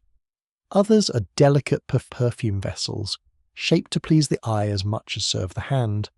The stall smells of clay dust, resin, flowers, and warm bodies passing too close. A merchant lifts one flask and praises its fragrance with heroic confidence. You suspect he has used the same speech for every jar since breakfast. For elite households, scented oil can become a language. Guests may be offered oil as part of hospitality. Bodies may be perfumed for feasts, ceremonies, weddings, funerals, or religious observances. A good scent announces refinement without needing to shout, which is useful in societies where people are always watching who sits where, wears what, and smells expensive. The fragrance of oil can cling to robes, hair, cushions, and doorways. Memory itself becomes scented. A certain perfume may recall a person long gone, a festival, a wedding room, or a summer evening in a courtyard. Not all oil used on the body is luxurious. Much of it is plain, practical, and faintly sharp. A worker returning from fields may rub oil into cracked hands. A sailor may use it on skin roughened by salt. A craftsman may smooth it over sore fingers. A wrestler may coat his body not for elegance but for training, grip, and cleaning. Oil is democratic in function, even when unequal in quality. The rich may drown themselves in imported fragrance. The poor still know the comfort of a little oil warmed between palms. You feel how physical this history is. It is not only jars, trade, or agriculture, it is elbows, scalps, heels, knees, shoulders, wounds, wrinkles, and tired hands. It is the body's daily negotiation with sun, dust, work, age, and weather. Ancient people lived close to materials. They knew the feel of wool, leather, ash, clay, grain, sweat, and oil with an intimacy many modern lives have softened. Olive oil entered that intimacy because it changed touch. It made roughness smoother. It made scraping possible. It made scent linger. It made care visible as shine. The atmosphere deepens as night gathers. In the bathhouse, steam thins and lamps burn lower. Attendants rinse basins. The last visitors wrap themselves in cloth. A small flask is stoppered and tucked away. In a household, someone rubs oil into a sore shoulder. In a sick room, an ointment cools beside a bed. In a dressing area, hair is braided with a faint herbal fragrance. The same substance moves through pleasure, vanity, medicine, tenderness, routine, never asking which category it belongs to. You sit quietly near a lamp and hold a little oil in your palm. It warms almost instantly. It slides across your skin, catching the light in a soft sheen. There is something calming in its simplicity. Crushed fruit, patient hands, a jar, a touch. No grand speech is needed. The ancient world is full of noise, markets, laws, wars, arguments, and ceremonies. But here the oil becomes personal. It meets the body at the surface and says gently, "You're dry, tired, dusty, sore, or cold." Let this soften you for a moment. The flame bends in the still room. The scent of herbs fades into warmth. Your hand remains faintly glossy, and the air feels slower now, cushioned by steam and lamplight. Olive oil, the body's quiet companion, rests between beauty and healing, between vanity and kindness. It does not cure every pain or preserve youth forever, despite what a confident seller might imply.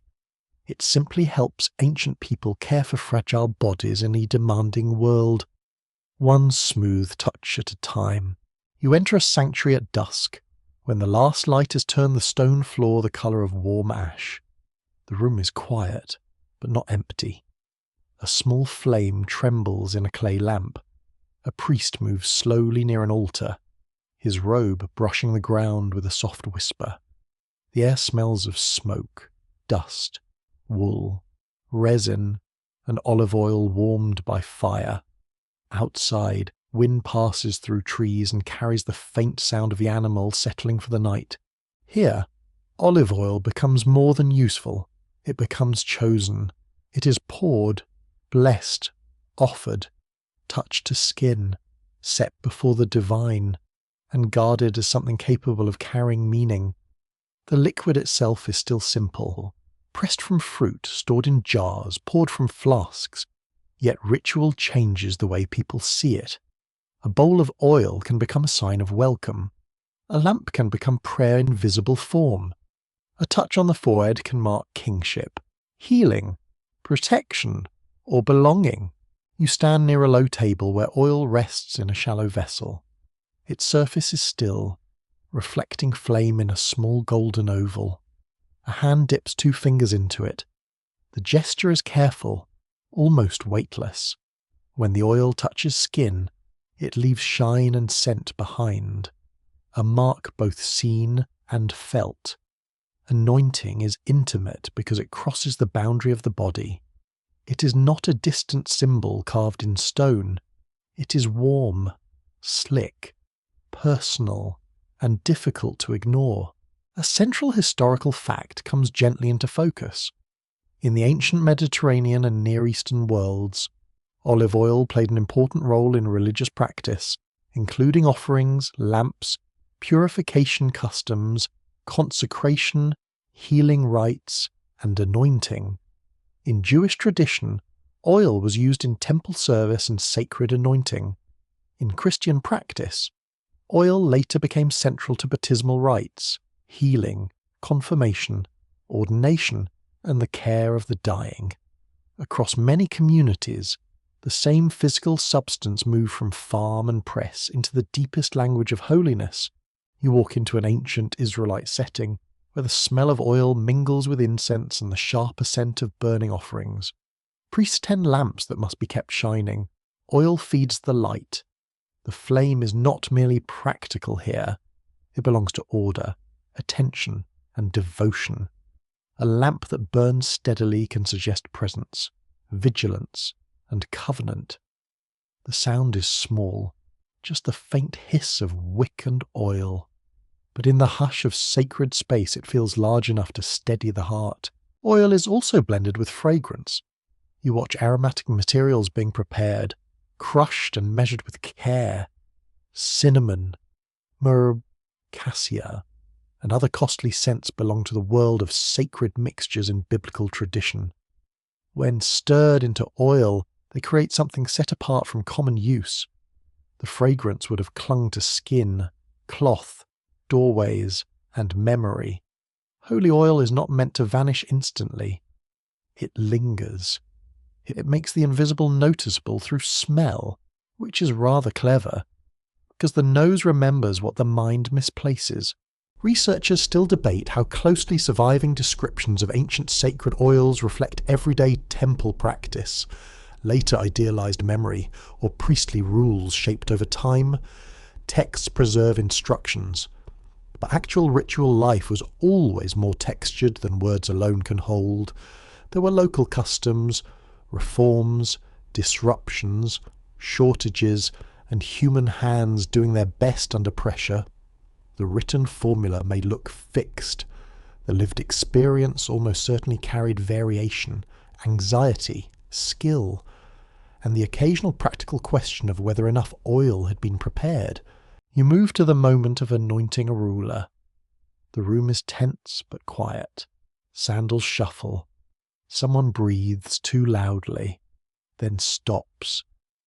Oil is poured from a horn or vessel onto the head of a chosen figure.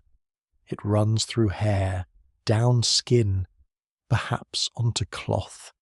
It is not a crown of metal, but it carries a force of its own.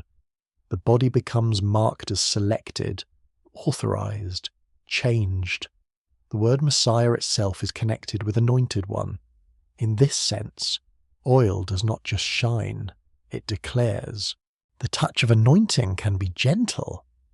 but its meaning is not small.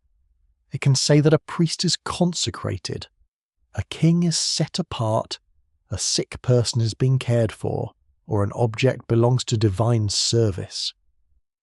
Oil crosses from hand to forehead, from vessel to altar, from lamp to flame. It moves through ritual because it is perfectly suited to transition.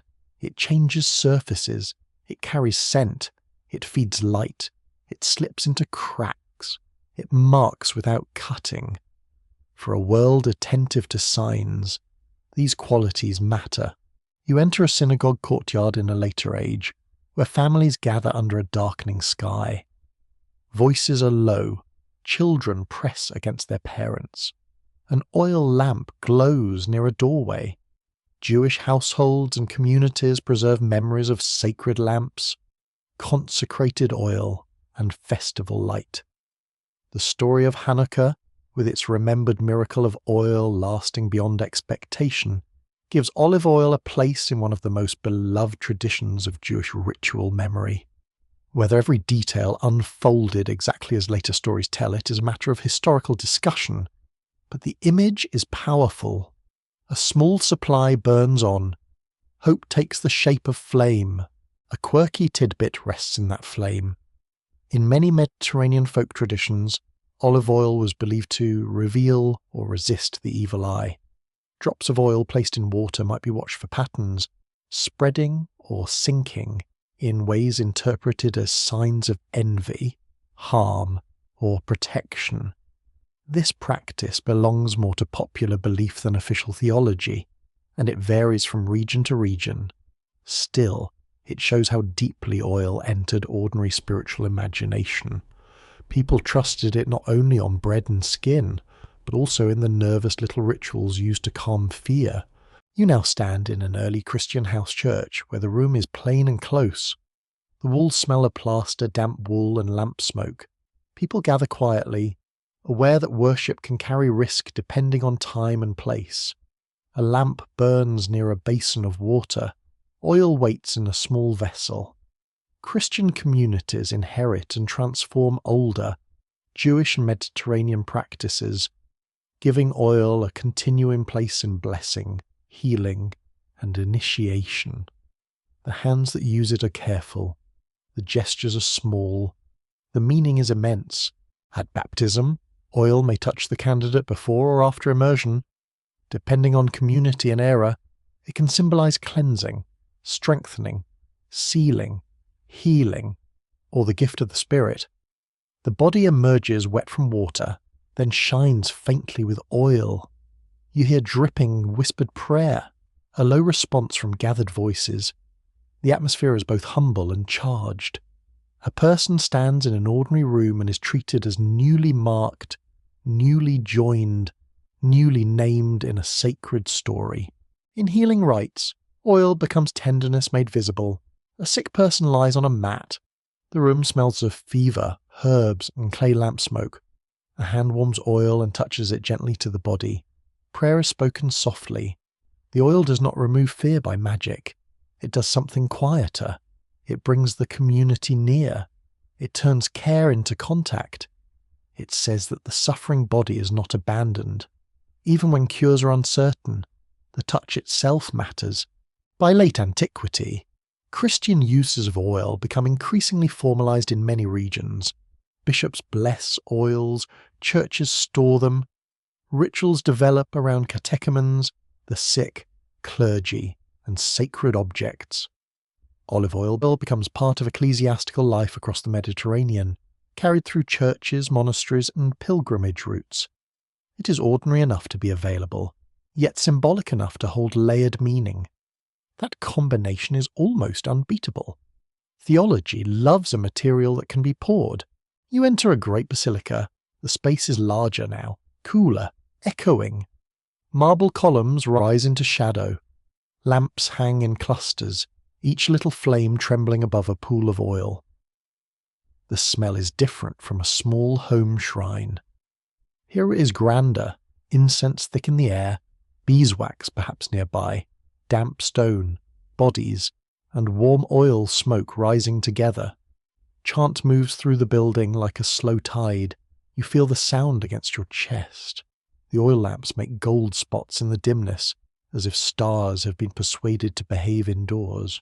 Pilgrims also carry oil in memory of holy places, small flasks, sometimes decorated with sacred images, may hold oil associated with shrines, saints, or lamps burning near revered tombs.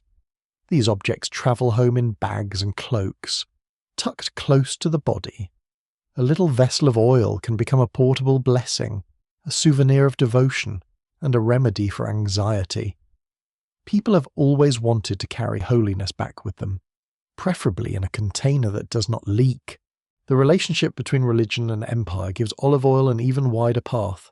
Under Roman rule, and later under Christian emperors, religious institutions became major holders and users of material goods. Churches needed light. Rituals needed oil. Monasteries required supplies. Estates supported worship and charity. Oil moved through donation, taxation, rent, trade, and pious gift-giving. A jar could pass from farmer to landlord, from landlord to church to lamp, from lamp to prayer. The sacred and economic worlds did not politely stand apart. They shared storerooms. You feel the texture of this connection in a monastery courtyard at evening. The paving stones are cooled beneath your feet. A monk carries a lamp along a corridor, shielding the flame with one hand. Olive trees grow beyond the wall, their leaves pale in moonlight. The smell of oil is everywhere, in lamps, kitchen jars, medicine chests, and polished wood. Prayer follows the hours, and oil helps mark those hours with light. The lamp is refilled, the wick is trimmed, the chant begins again. Across the Mediterranean, Muslims, Jews, and Christians all live among olive trees and oil lamps. Though their rituals and meanings differ, in Islamic culture the olive gains importance through scripture, medicine, agriculture, and everyday life. The Quran speaks of the olive tree in luminous language, and Islamic scholars, physicians, farmers, and cooks valued its fruit and oil. In mosques, homes, markets, and healing traditions, oil remains a familiar blessing of the landscape. You hear the call to prayer in a city evening, floating over rooftops where lamps are being lit and bread is being shared. The sacred power of olive oil lies partly in how gently it behaves. It does not thunder. It does not glitter like gemstones. It waits in a bowl, then responds to touch. It accepts fragrance. It feeds flame without shouting. It marks skin without wounding. It enters ritual because it already belongs to life, and religion often chooses the ordinary things that people understand most deeply. Water, bread, wine, salt, light, oil, night gathers around the sanctuary again. The flame in the lamp leans, brightens, and steadies. A trace of oil shines on a forehead. The room smells of incense and old stone. Voices fall into silence. You place your hand near the small vessel and feel its cool surface. The clay smooth where many fingers have touched it. Inside rests a liquid pressed from trees, yet lifted by human meaning into blessing, kingship, healing, memory, and hope. In the calm glow of sacred light, olive oil becomes both earth and prayer, both harvest and holiness, both golden substance and quiet sign. You walk through a medieval olive grove in the blue quiet before sunrise, while the world feels half awake and half hidden. The trees stand in rows that are not perfectly straight, because medieval landscapes rarely behave like drawings in tidy books. Their trunks twist out of the pale soil, black and silver, old and stubborn. Dew clings to the leaves. When you brush one branch with your sleeve, cold drops touch your wrist and slide under the cuff with the tiny cruelty of mourning. A bell sounds from a monastery on a nearby hill. It rings once, then again, slow and hollow in the thin air. A rooster answers with far less dignity. Smoke rises from a village oven. The smell of damp earth, wood ash, sheep wool, and crushed olive leaves drifts together. Somewhere a mule coughs. Somewhere a monk opens a door. Somewhere a woman steps outside with a basket on her hip, already carrying more responsibility than the sun, which has not even arrived. This is the medieval Mediterranean, and olive oil is still here, steady as a low flame. Empires shift, languages change, coins are recast. Borders move with the confidence of people who do not have to ask farmers how inconvenient that is. Yet olive trees keep needing pruning, harvesters keep needing food, lamps keep needing oil, and kitchens keep needing something to soften beans, greens, fish, and bread. The world changes around the grove, but the grove keeps its own slow calendar. A central historical fact settles into the cool air. Throughout the Byzantine world, Islamic Mediterranean regions, and Christian Western Europe, olive oil remained a major agricultural and culinary, commercial, and religious product wherever the climate suited the tree. Production rose or fell with war, taxation, trade routes, land ownership, and local security. But the crop itself continued to anchor many coastal and inland communities in areas such as Greece, Syria, Palestine, North Africa, southern Italy, Iberia, and parts of the eastern Mediterranean. Olive oil remained woven into daily survival and sacred practice. You enter a Byzantine village where houses cluster around narrow lanes. Their walls are whitewashed, patched, and sun-worn. Chickens scratch near a doorway. A child carries kindling with solemn concentration. In the courtyard of a small press, olives are being poured from woven sacks, making a dry, rolling sound like pebbles in a stream bed. The millstone waits in shadow. Its surface is polished by years of work, cool beneath your palm, faintly greasy even when no fresh oil is visible. In Byzantine lands, monasteries often own groves, presses, storerooms, and rights to agricultural income. Their oil feeds kitchens, lights chapels, supports hospitality, and helps pay obligations. You walk into a monastic storeroom where jars stand in dim rows.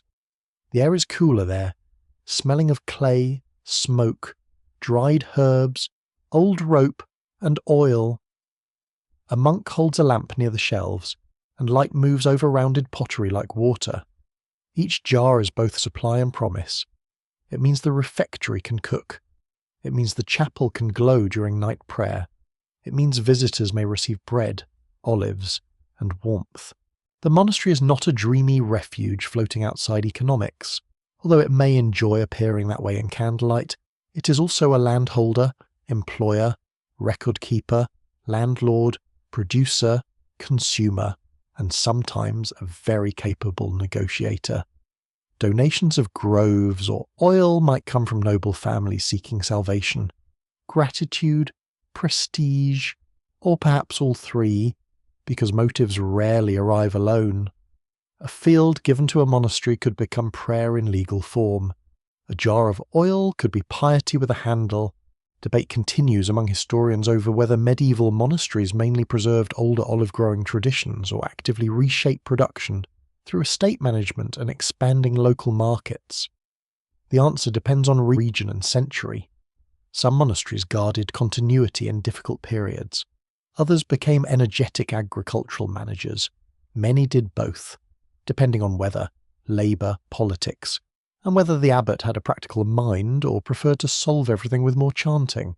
You move eastward in imagination, into lands ruled by Islamic dynasties, where olive groves thrive in many regions and oil belongs to farming, medicine, trade, and cooking. The atmosphere changes, but the trees remain familiar. In a market street, awnings cast striped shadows over baskets of herbs, dates, almonds, soap, copper vessels, and jars of oil. The air is warm and layered with smells: cumin, lamb fat, rose water, dust, leather, vinegar, and crushed olives. Merchants call to buyers in practiced voices, each one sounding personally wounded that anyone might hesitate. Islamic agronomists wrote with remarkable care about soils, irrigation, grafting, pruning, and crops suited to different lands. In places such as Al-Andalus, scholars and farmers developed rich agricultural knowledge, describing the management of orchards, gardens, and groves. Olive oil served kitchens, lamps, medicine, soap-making, and commerce. In households, it cooked vegetables, fish, legumes, and bread. In pharmacies and medical practice, it carried herbs or softened preparations. In workshops, it helped make soap, that quiet medieval luxury for people who preferred not to smell like their entire week. You pass a soap maker near a city workshop. The room smells strong, alkaline, fatty, and clean in a way that feels almost aggressive. Oil is mixed with lye from ashes or other alkaline materials, depending on local methods. The mixture thickens slowly. Blocks or cakes cure and harden. Olive oil soap becomes especially associated with places like Aleppo and other Mediterranean centres, where oil, laurel, alkali, water, and skilled labour combine into something both practical and tradable. It is not glamorous like a jewelled cup, but anyone who has lived with smoke, animals, sweat, and city dust understands its appeal. Now for a quirky tidbit, because medieval people are never short of odd confidence, in some folk beliefs, olive trees were said to dislike being praised too directly, as if compliments might invite envy, bad luck, or a poor harvest. A farmer might speak carefully around a beloved tree, giving it respect without tempting fate. Whether such customs were widespread or merely local whispers, they reveal a charming anxiety. People depended on these trees so deeply that even words near them could feel risky. The olive tree was not just a plant. It was a moody elder with roots. You cross into a village in southern Italy, where the press house is working late. It is winter, and the evening is cold enough that people keep their cloaks tight around their shoulders. Inside, the press is loud with effort. Wood creaks. Men call out. A mule turns the stone.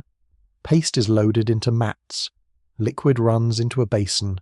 The floor is slick in places, and you step carefully, feeling grit under your sandals. The smell is heavy and green, almost peppery, with smoke from a brazier curling along the rafters. Medieval presses vary widely. Some are simple, serving a village or estate. Others are tied to landlords, towns, monasteries, or commercial producers. In many places, peasants may owe a portion of their oil as rent, tax, tithe, or fee for using a lord's press. The olive harvest is not just agricultural work. It is a social moment, with obligations attached to every basket. A family may watch the oil flow and already know how much will leave their hands. Golden liquid. Yes. Golden paperwork. Unfortunately also, yes. You stand with a peasant household at the edge of the press room. Their faces are tired. Their fingers are stained dark. A girl leans against her mother's skirt, half asleep despite the noise. The family's olives have been gathered from scattered trees on stony ground. Some trees belong to them. Some may be worked under agreements with the landlord. The harvest is hope, but hope with deductions. Oil means food, light, maybe a little trade, maybe a marriage gift, maybe a debt paid. It also means someone official may arrive with a claim. In a Byzantine port, oil moves again by ship. Amphorae continue in some regions, while barrels, skins, and other containers also appear in different times and places. The harbour smells of salt, tar, wet rope, fish, garlic, and smoke. Sailors load goods under the eyes of officials. Trade connects islands, coastal towns, monasteries, and cities.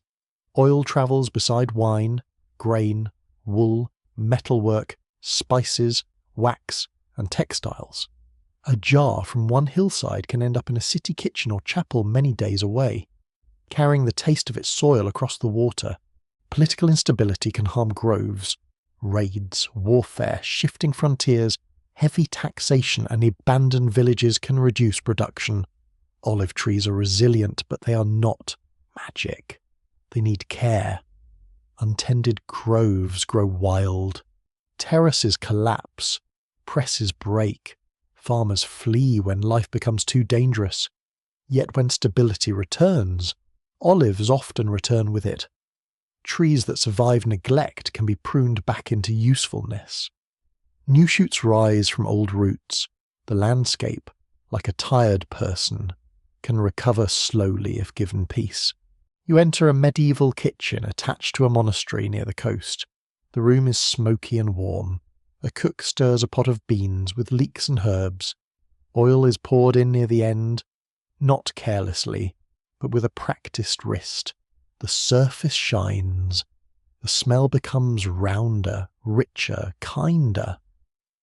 On fast days, when animal fats or meat may be restricted in Christian communities, olive oil can be especially important, though fasting rules vary by place and time. In some monastic diets, oil is permitted at certain meals and withheld at others. Even holiness, it seems, requires menu planning. In Islamic households, oil also gives shape to daily meals. Flatbread meets oil and za'atar. Vegetables soften in it. Fish comes from the pan, fragrant and crisp at the edges. Olives sit in bowls beside cheese and herbs. The sound of eating is gentle bread tearing, spoons touching clay, quiet conversation under a courtyard sky. Food history is not merely recipes. It is climate, faith, trade, class, fuel, gendered labour, and the small comfort of something warm at the end of a day. The medieval olive world is full of hands. Monks trimming wicks, farmers pruning branches, women sorting fruit, merchants testing quality with a fingertip, physicians mixing oil with herbs, soap makers stirring cauldrons, sailors securing jars, children picking up fallen olives in the cold. No single empire owns the story completely. It belongs to villages, ports, shrines, markets, monasteries, kitchens, and groves. Night settles over the countryside. The monastery bell rings again, softer now, almost swallowed by distance. In a chapel, oil lamps burn before painted icons. In a village house, one small flame holds back the dark while a family eats. In a city market, jars are covered, shutters closed, accounts whispered over. Beyond the walls, the olive trees stand silver under the moon, their leaves moving in the faint wind with a dry, restful sound. You rest your hand on the trunk of one tree. The bark is rough, ridged, and cold, but beneath it there's life moving too slowly to hear. The medieval world around you is uncertain, devout, practical, fragrant, hungry, and alive. Olive oil passes through it without needing to announce itself. It glows in lamps, softens bread, blesses tables, cleans bodies, and keeps communities tied to land that can be harsh but generous. In the quiet between bell and bird song, the liquid gold of the grove feels less like wealth to be displayed, and more like endurance poured carefully into clay. You stand on a stone quay in the early morning, where the harbour is already awake and slightly annoyed about it. Waves slap against the pier, ropes creak, sailors shout from decks slick with mist. A gull screams overhead with the confidence of a creature that has never filled out a customs form. The air smells of salt, tar, wet wood, fish, garlic, wool, sweat, and olive oil sealed inside barrels, skins, and jars waiting to move into the wider world. The Mediterranean is crowded with appetite.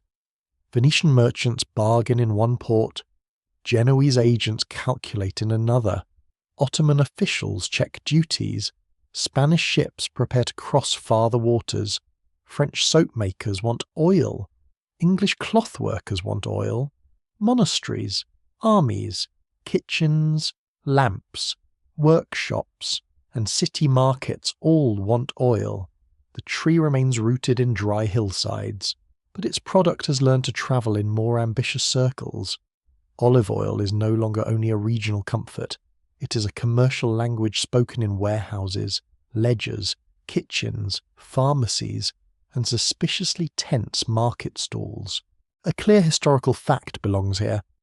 During the late medieval and early modern centuries, olive oil became a major Mediterranean export, shipped from regions such as Spain, Italy, Greece, the Levant, and North Africa to feed urban demand, soap production, textile finishing, religious use, and cooking. Trade routes connected groves to cities that could not produce enough oil for themselves. Port by port, barrel by barrel, the golden liquid entered a larger economy of credit, insurance, tariffs, brokers, and risk. Very romantic, naturally. If your idea of romance includes unpaid invoices and mouldy warehouses, you walk into one of those warehouses. The light is dim and greenish through shutters. The floor is sticky in patches. Barrels stand in rows, their iron hoops dark with damp. Clay vessels sit near the wall, some still sealed, some opened for inspection. When a worker removes a stopper, the smell rises thick and grassy, though not always fresh. Good oil has a clean fruitiness. Tired oil smells heavy, flat, or sour. Rancid oil has a way of announcing itself like an unwelcome guest who refuses to lower their voice. A merchant dips a small cup into a vessel and lifts it toward the light. He rolls the oil, sniffs, tastes, and nods with the grave expression of someone deciding the fate of nations, though perhaps he is mainly thinking about his profit margin. Buyers know that quality matters. Fine oil can be sold for food, medicine, table use, and refined households. Rougher oil may be sent to lamps, soap boilers, textile workshops, or industrial purposes. In this period, oil is not one thing. It is a hierarchy in liquid form. You follow a shipment inland to a soap-making town, where cauldrons steam and workers stir mixtures that smell sharp, fatty, mineral, and clean all at once. Olive oil is mixed with alkaline substances to make soap prized across many Mediterranean regions. In places such as Castile, Marseille, Aleppo, and other production centres, soap becomes part of a larger trade world. Blocks cure in quiet rooms. Merchants pack them for sale. The bars are plain, pale, useful, and oddly beautiful in their severe way. Civilization sometimes smells like lavender. Sometimes it smells like boiled fat and lye doing honest work. The textile trade also pulls oil into surprising places. In wool processing, oils can help soften fibres, prepare cloth, and assist finishing. You stand near a fulling workshop where wet wool thumps under heavy wooden hammers. The sound is deep and repetitive, almost like a slow heartbeat with business concerns. The smell is not delicate. Wet wool, urine used in some cleaning processes, oil, damp wood, and human effort create an atmosphere that strongly discourages unnecessary lingering. Still, the cloth that comes out may dress merchants, sailors, priests, lawyers, and anyone else hoping fabric will improve their dignity. Historians still argue whether early modern olive oil trade expanded mainly because of rising urban food demand or because industrial uses, especially soap and textiles, pulled larger quantities into northern markets. The answer is probably tangled, depending on century, region, war, price, and shipping access. A city may want oil for cooking, but a workshop may need it by the barrel. A port may grow rich from both. The trade does not obey a single cause. It spreads through many hungers at once. Now you step into the fraud. It waits politely in the corner, wearing clean sleeves. Wherever valuable oil is sold, someone eventually asks whether a cheaper substance might be introduced while nobody important is looking. Olive oil can be adulterated with seed oils, nut oils, animal fats, old oil mixed with new, or lower-grade oils disguised as better ones. Sellers may mislabel origin, quality or purity. Buyers develop tests, regulations, guild rules, and suspicion. Suspicion, like olive trees, thrives in Mediterranean climates. In a market, a buyer warms a little oil between his fingers. He smells it carefully. Another examines how it flows in cold weather. Someone claims colour reveals quality. Someone else insists taste is the only honest judge. A third person, who has said nothing useful all morning, announces a secret test passed down by his uncle. Early modern manuals and household traditions offered all kinds of advice for judging oil, some sensible, some doubtful, and some charmingly confident. That is the quirky tidbit people sometimes believed simple tricks, such as watching how oil behaved in water or under heat, could expose fraud with near magical certainty. Sometimes they helped. Sometimes the fraudster was simply better at chemistry than the buyer was at confidence. You walk through a city street where lamps glow outside shops. In many towns, public and private lighting still depends on oil, wax, or tallow. Olive oil is cleaner and more pleasant than some alternatives, though also more expensive in colder northern regions where it must be imported. At night, its trade becomes visible in flame. A barrel unloaded at dawn becomes a lamp beside an account book, a kitchen fire, a chapel light, a healer's ointment, or a block of soap curing on a shelf. The marketplace does not end when the sale is made. It continues in use. Beyond Europe and the Mediterranean, the story stretches farther. Spanish and Portuguese expansion carries olive habits across seas. In the Americas, olives are planted in colonial territories where climate permits, especially in parts of Mexico, Peru, Chile, and later California. The tree does not conquer every landscape. It dislikes certain humid places, suffers in unsuitable climates, and has opinions about frost. But where it accepts the soil, it takes root and begins a new chapter of groves under different skies. You stand in a colonial mission garden in the evening. The air is dry, with the smell of dust, adobe, herbs, and young olive leaves. A small press waits nearby, simpler than the great commercial mills of Europe, but full of meaning. Oil made here may serve lamps, cooking, religious rites, medicine, and local exchange. The tree has crossed the ocean with empire, faith, labour, and longing. It is familiar to colonists, strange to some indigenous communities, and part of a much larger reshaping of land, agriculture, and power. Golden oil carries comfort, but also conquest. History rarely pours cleanly. In Mediterranean villages, the old rhythms continue under the pressure of wider trade. Farmers still climb trees, spread cloths, gather fruit, repair terraces, argue about weather, and measure hope in baskets. Yet now prices in distant cities can affect local choices. A bad harvest in one region raises demand in another. War can close a route. Pirates, privateers, storms, taxes, and embargoes can make a barrel of oil more expensive by the time it reaches a northern port. The hillside farmer may never see the foreign buyer, but the foreign buyer still reaches into the farmer's life through price. You enter a counting house where the air is dry and close. Paper rustles, quills scratch. A clerk copies numbers into a ledger by candlelight. His fingers are ink-stained, not oil-stained, but he too is part of the chain. He records barrels, weights, duties, losses, insurance, creditors, and payments. On the table, a sample flask catches the candle's glow. The oil seems serene, almost innocent. The documents around it suggest otherwise. Liquid gold has become finance with a pleasant mouthfeel. The global appetite for olive oil grows unevenly. In Northern Europe, butter, lard, and other fats remain common. But olive oil finds specific uses among cooks, physicians, Catholics needing fasting foods, soap makers, and merchants serving immigrant or elite tastes. In Mediterranean ports, it remains deeply ordinary. In colonial settlements, it becomes aspiration, necessity, and experiment. Different cultures adopt it differently.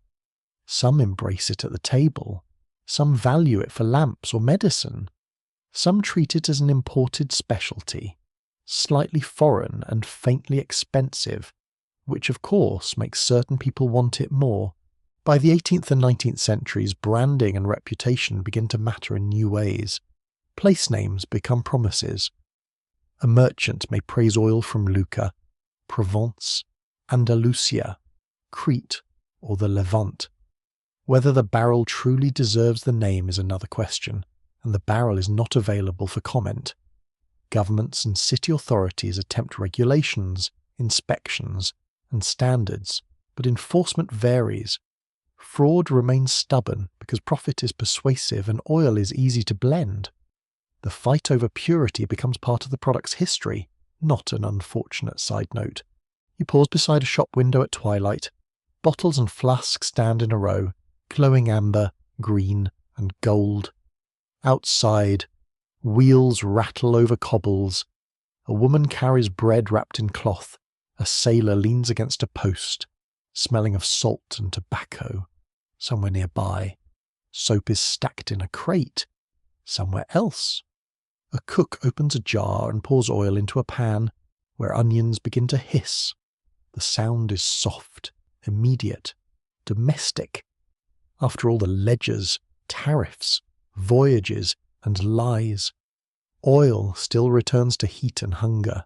That is the strange beauty of this wider trade. Olive oil becomes global not by losing its intimacy, but by multiplying it. Every shipment breaks into smaller gestures, a spoonful in a kitchen, a wick in a lamp, a rub on dry hands, a merchant's test on the tongue, a prayer before an icon, a cake of soap beside a basin. The great market exists because millions of small uses keep asking for more. Night deepens over the harbour, the last barrels are rolled into storage, the ropes fall quiet. The gulls, mercifully, have taken their opinions elsewhere. You rest your hand on a wooden cask and feel the faint coolness of its curved side. Inside is oil pressed from fruit that grew under sun, moved by hands, tested by buyers, threatened by fraud, carried by ships, and desired by people who may never see the tree. In the dark warehouse, the liquid waits, golden and silent, holding within it the restless appetite of an expanding world. You stand at the edge of a modern olive grove just before harvest, with the morning still cool enough to feel kind. The trees spread across the hillside in disciplined lines, their leaves flashing silver when the breeze turns them. Beyond the grove, a paved road curves toward a whitewashed mill with steel doors, solar panels, and a forklift parked beside stacked plastic crates. A phone buzzes in someone's pocket. A tractor coughs awake. The air smells of dry grass, diesel, limestone dust, and green fruit waiting to be crushed. You reach up and roll an olive between your fingers. It is firm, smooth, and cool from the night. Some fruits are still green, others have blushed purple or black. The farmer beside you watches them with a concentration that feels almost old-fashioned, though the tablet in his hand is very much not. He checks weather forecasts, oil prices, labour schedules, and fruit maturity. The tree may be ancient in spirit, but the harvest now lives among spreadsheets, stainless steel, export labels, and the eternal human problem of getting enough workers on the right day. A clear modern fact belongs in this morning light. Olive oil is still produced mainly in Mediterranean countries, especially Spain, Italy, Greece, Tunisia, Turkey, Morocco, and others with suitable climates, while new producers in places such as California, Chile, Argentina, Australia, and South Africa have expanded the global map. The old world of groves has become an international industry, but it still depends on a fragile relationship between tree, weather, harvest timing, milling skill, storage, and trust. You walk toward the mill as crates of olives arrive. They no longer sit for days in warm heaps if quality is the goal. The best producers hurry them from tree to crusher as quickly as possible, because delay can dull aroma and increase defects. The crates rattle as they are lifted. Leaves shake loose.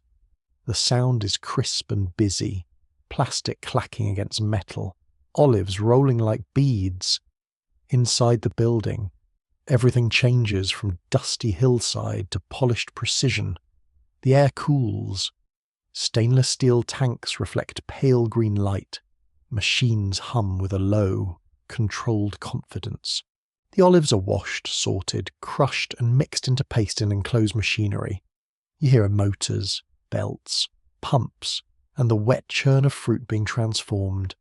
The smell rises suddenly, intense and green, like cut grass. Artichoke, apple peel, tomato leaf, and pepper all whispering at once. Modern centrifuges separate oil from water and solids with speed that would astonish any old mill worker. There are no creaking beams here, no donkey walking circles, just science, pressure, rotation, temperature control, and someone in rubber boots looking deeply unimpressed by miracles. You dip a small blue tasting glass into freshly made oil. The glass is coloured so the taster focuses on aroma and flavour rather than being fooled by appearance. You warm it in your palm, cover the top, swirl gently, then lift it to your nose. The scent is grassy, bitter, fruity, and alive. You take a small sip and pull air through your teeth. The oil spreads across your tongue. Bitterness rises. Then comes a peppery catch at the back of your throat, sharp enough to make you cough once. The taster nods. A cough can be a compliment. Olive oil has always enjoyed being a little dramatic. Extra virgin olive oil today is judged by chemical standards and sensory evaluation. It must be made by mechanical means without refining, and must meet limits for acidity and defects, while trained tasters look for fruitiness and the absence of unpleasant flavours such as rancid, musty, muddy, or winey notes. That little bottle on a supermarket shelf carries a surprising amount of argument, regulation, chemistry, and human sniffing. Civilization has refined many things, including the art of taking a tiny sip of oil and making a serious face. Experts still disagree about how much consumers truly understand terms such as extra virgin, cold extracted, first press, pure, light, and refined. Some labels are meaningful under regulation.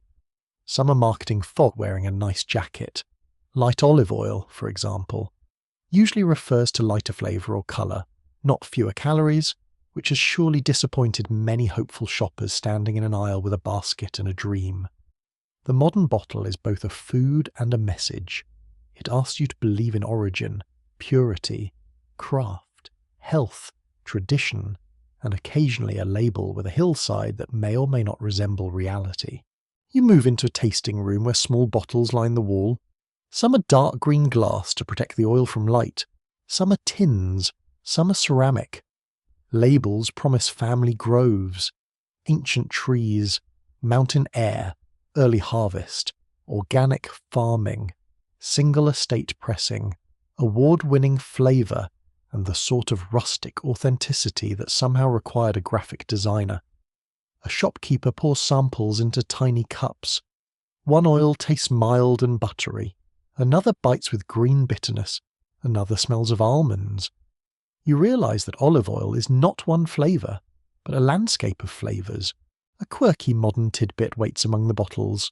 Professional olive oil tasters sometimes describe good oils with words that sound like a poet got trapped in a salad green banana. Cut lawn, tomato vine, fresh almond, chicory, wild herbs, apple, artichoke, and even wet leaves. Defects have their own vivid vocabulary too, including fusty, musty, rancid, and grubby. It is oddly comforting to know that somewhere in the world, a trained adult can sip oil and calmly announce, "This is fusty," while everyone nods as if that is a perfectly normal lunch conversation. You step into a supermarket aisle in a modern city. The lighting is bright, almost too awake. Bottles stand shoulder to shoulder, imported and domestic, cheap and expensive, elegant and suspiciously cheerful. A shopper turns a bottle over to read the harvest date. Another checks the price. Another chooses the prettiest label, because humans remain visually gullible even after thousands of years of trade fraud. The smell of the aisle is faint, mostly cardboard, glass, and air conditioning. The oil is sealed away now, quiet behind labels, waiting to return to scent when opened in a kitchen. Fraud still haunts olive oil. Modern testing has become more sophisticated, but so have supply chains. Oils can be mislabeled, blended in misleading ways, stored badly, or sold long after their best flavour has faded. Not every scandal means every bottle is false, and not every expensive bottle is holy. Yet the suspicion remains because olive oil is valuable, fluid, and easy to mix. The old problem has simply learned new paperwork.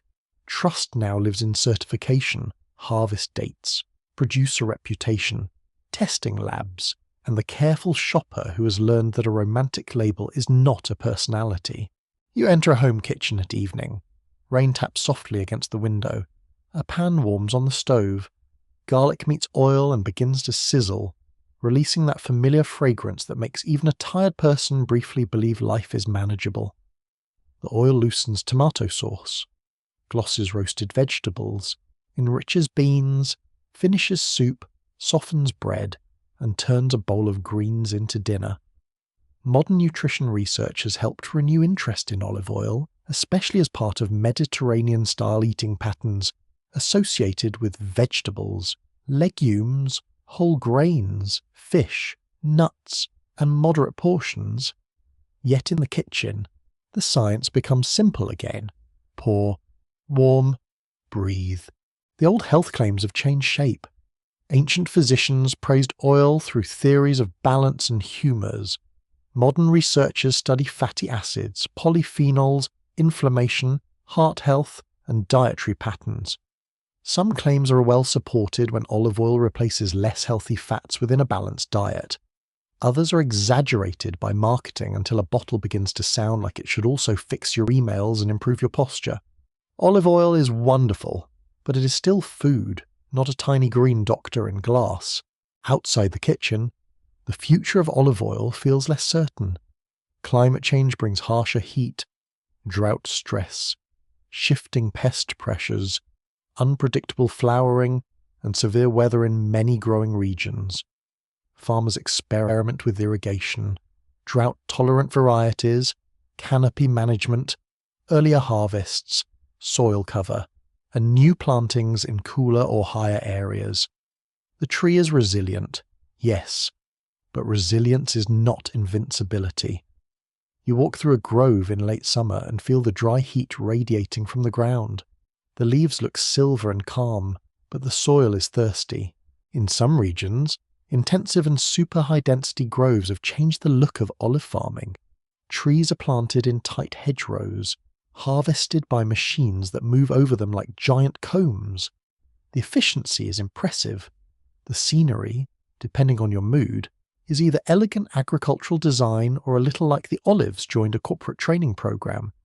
Traditional groves remain important too, especially for heritage varieties, biodiversity, landscape preservation, and small communities. The modern olive world is not a single picture. It is old terraces, family farms, large estates, organic groves, experimental orchards, and industrial rows under the same sun. You stand beside a very old tree visited by tourists.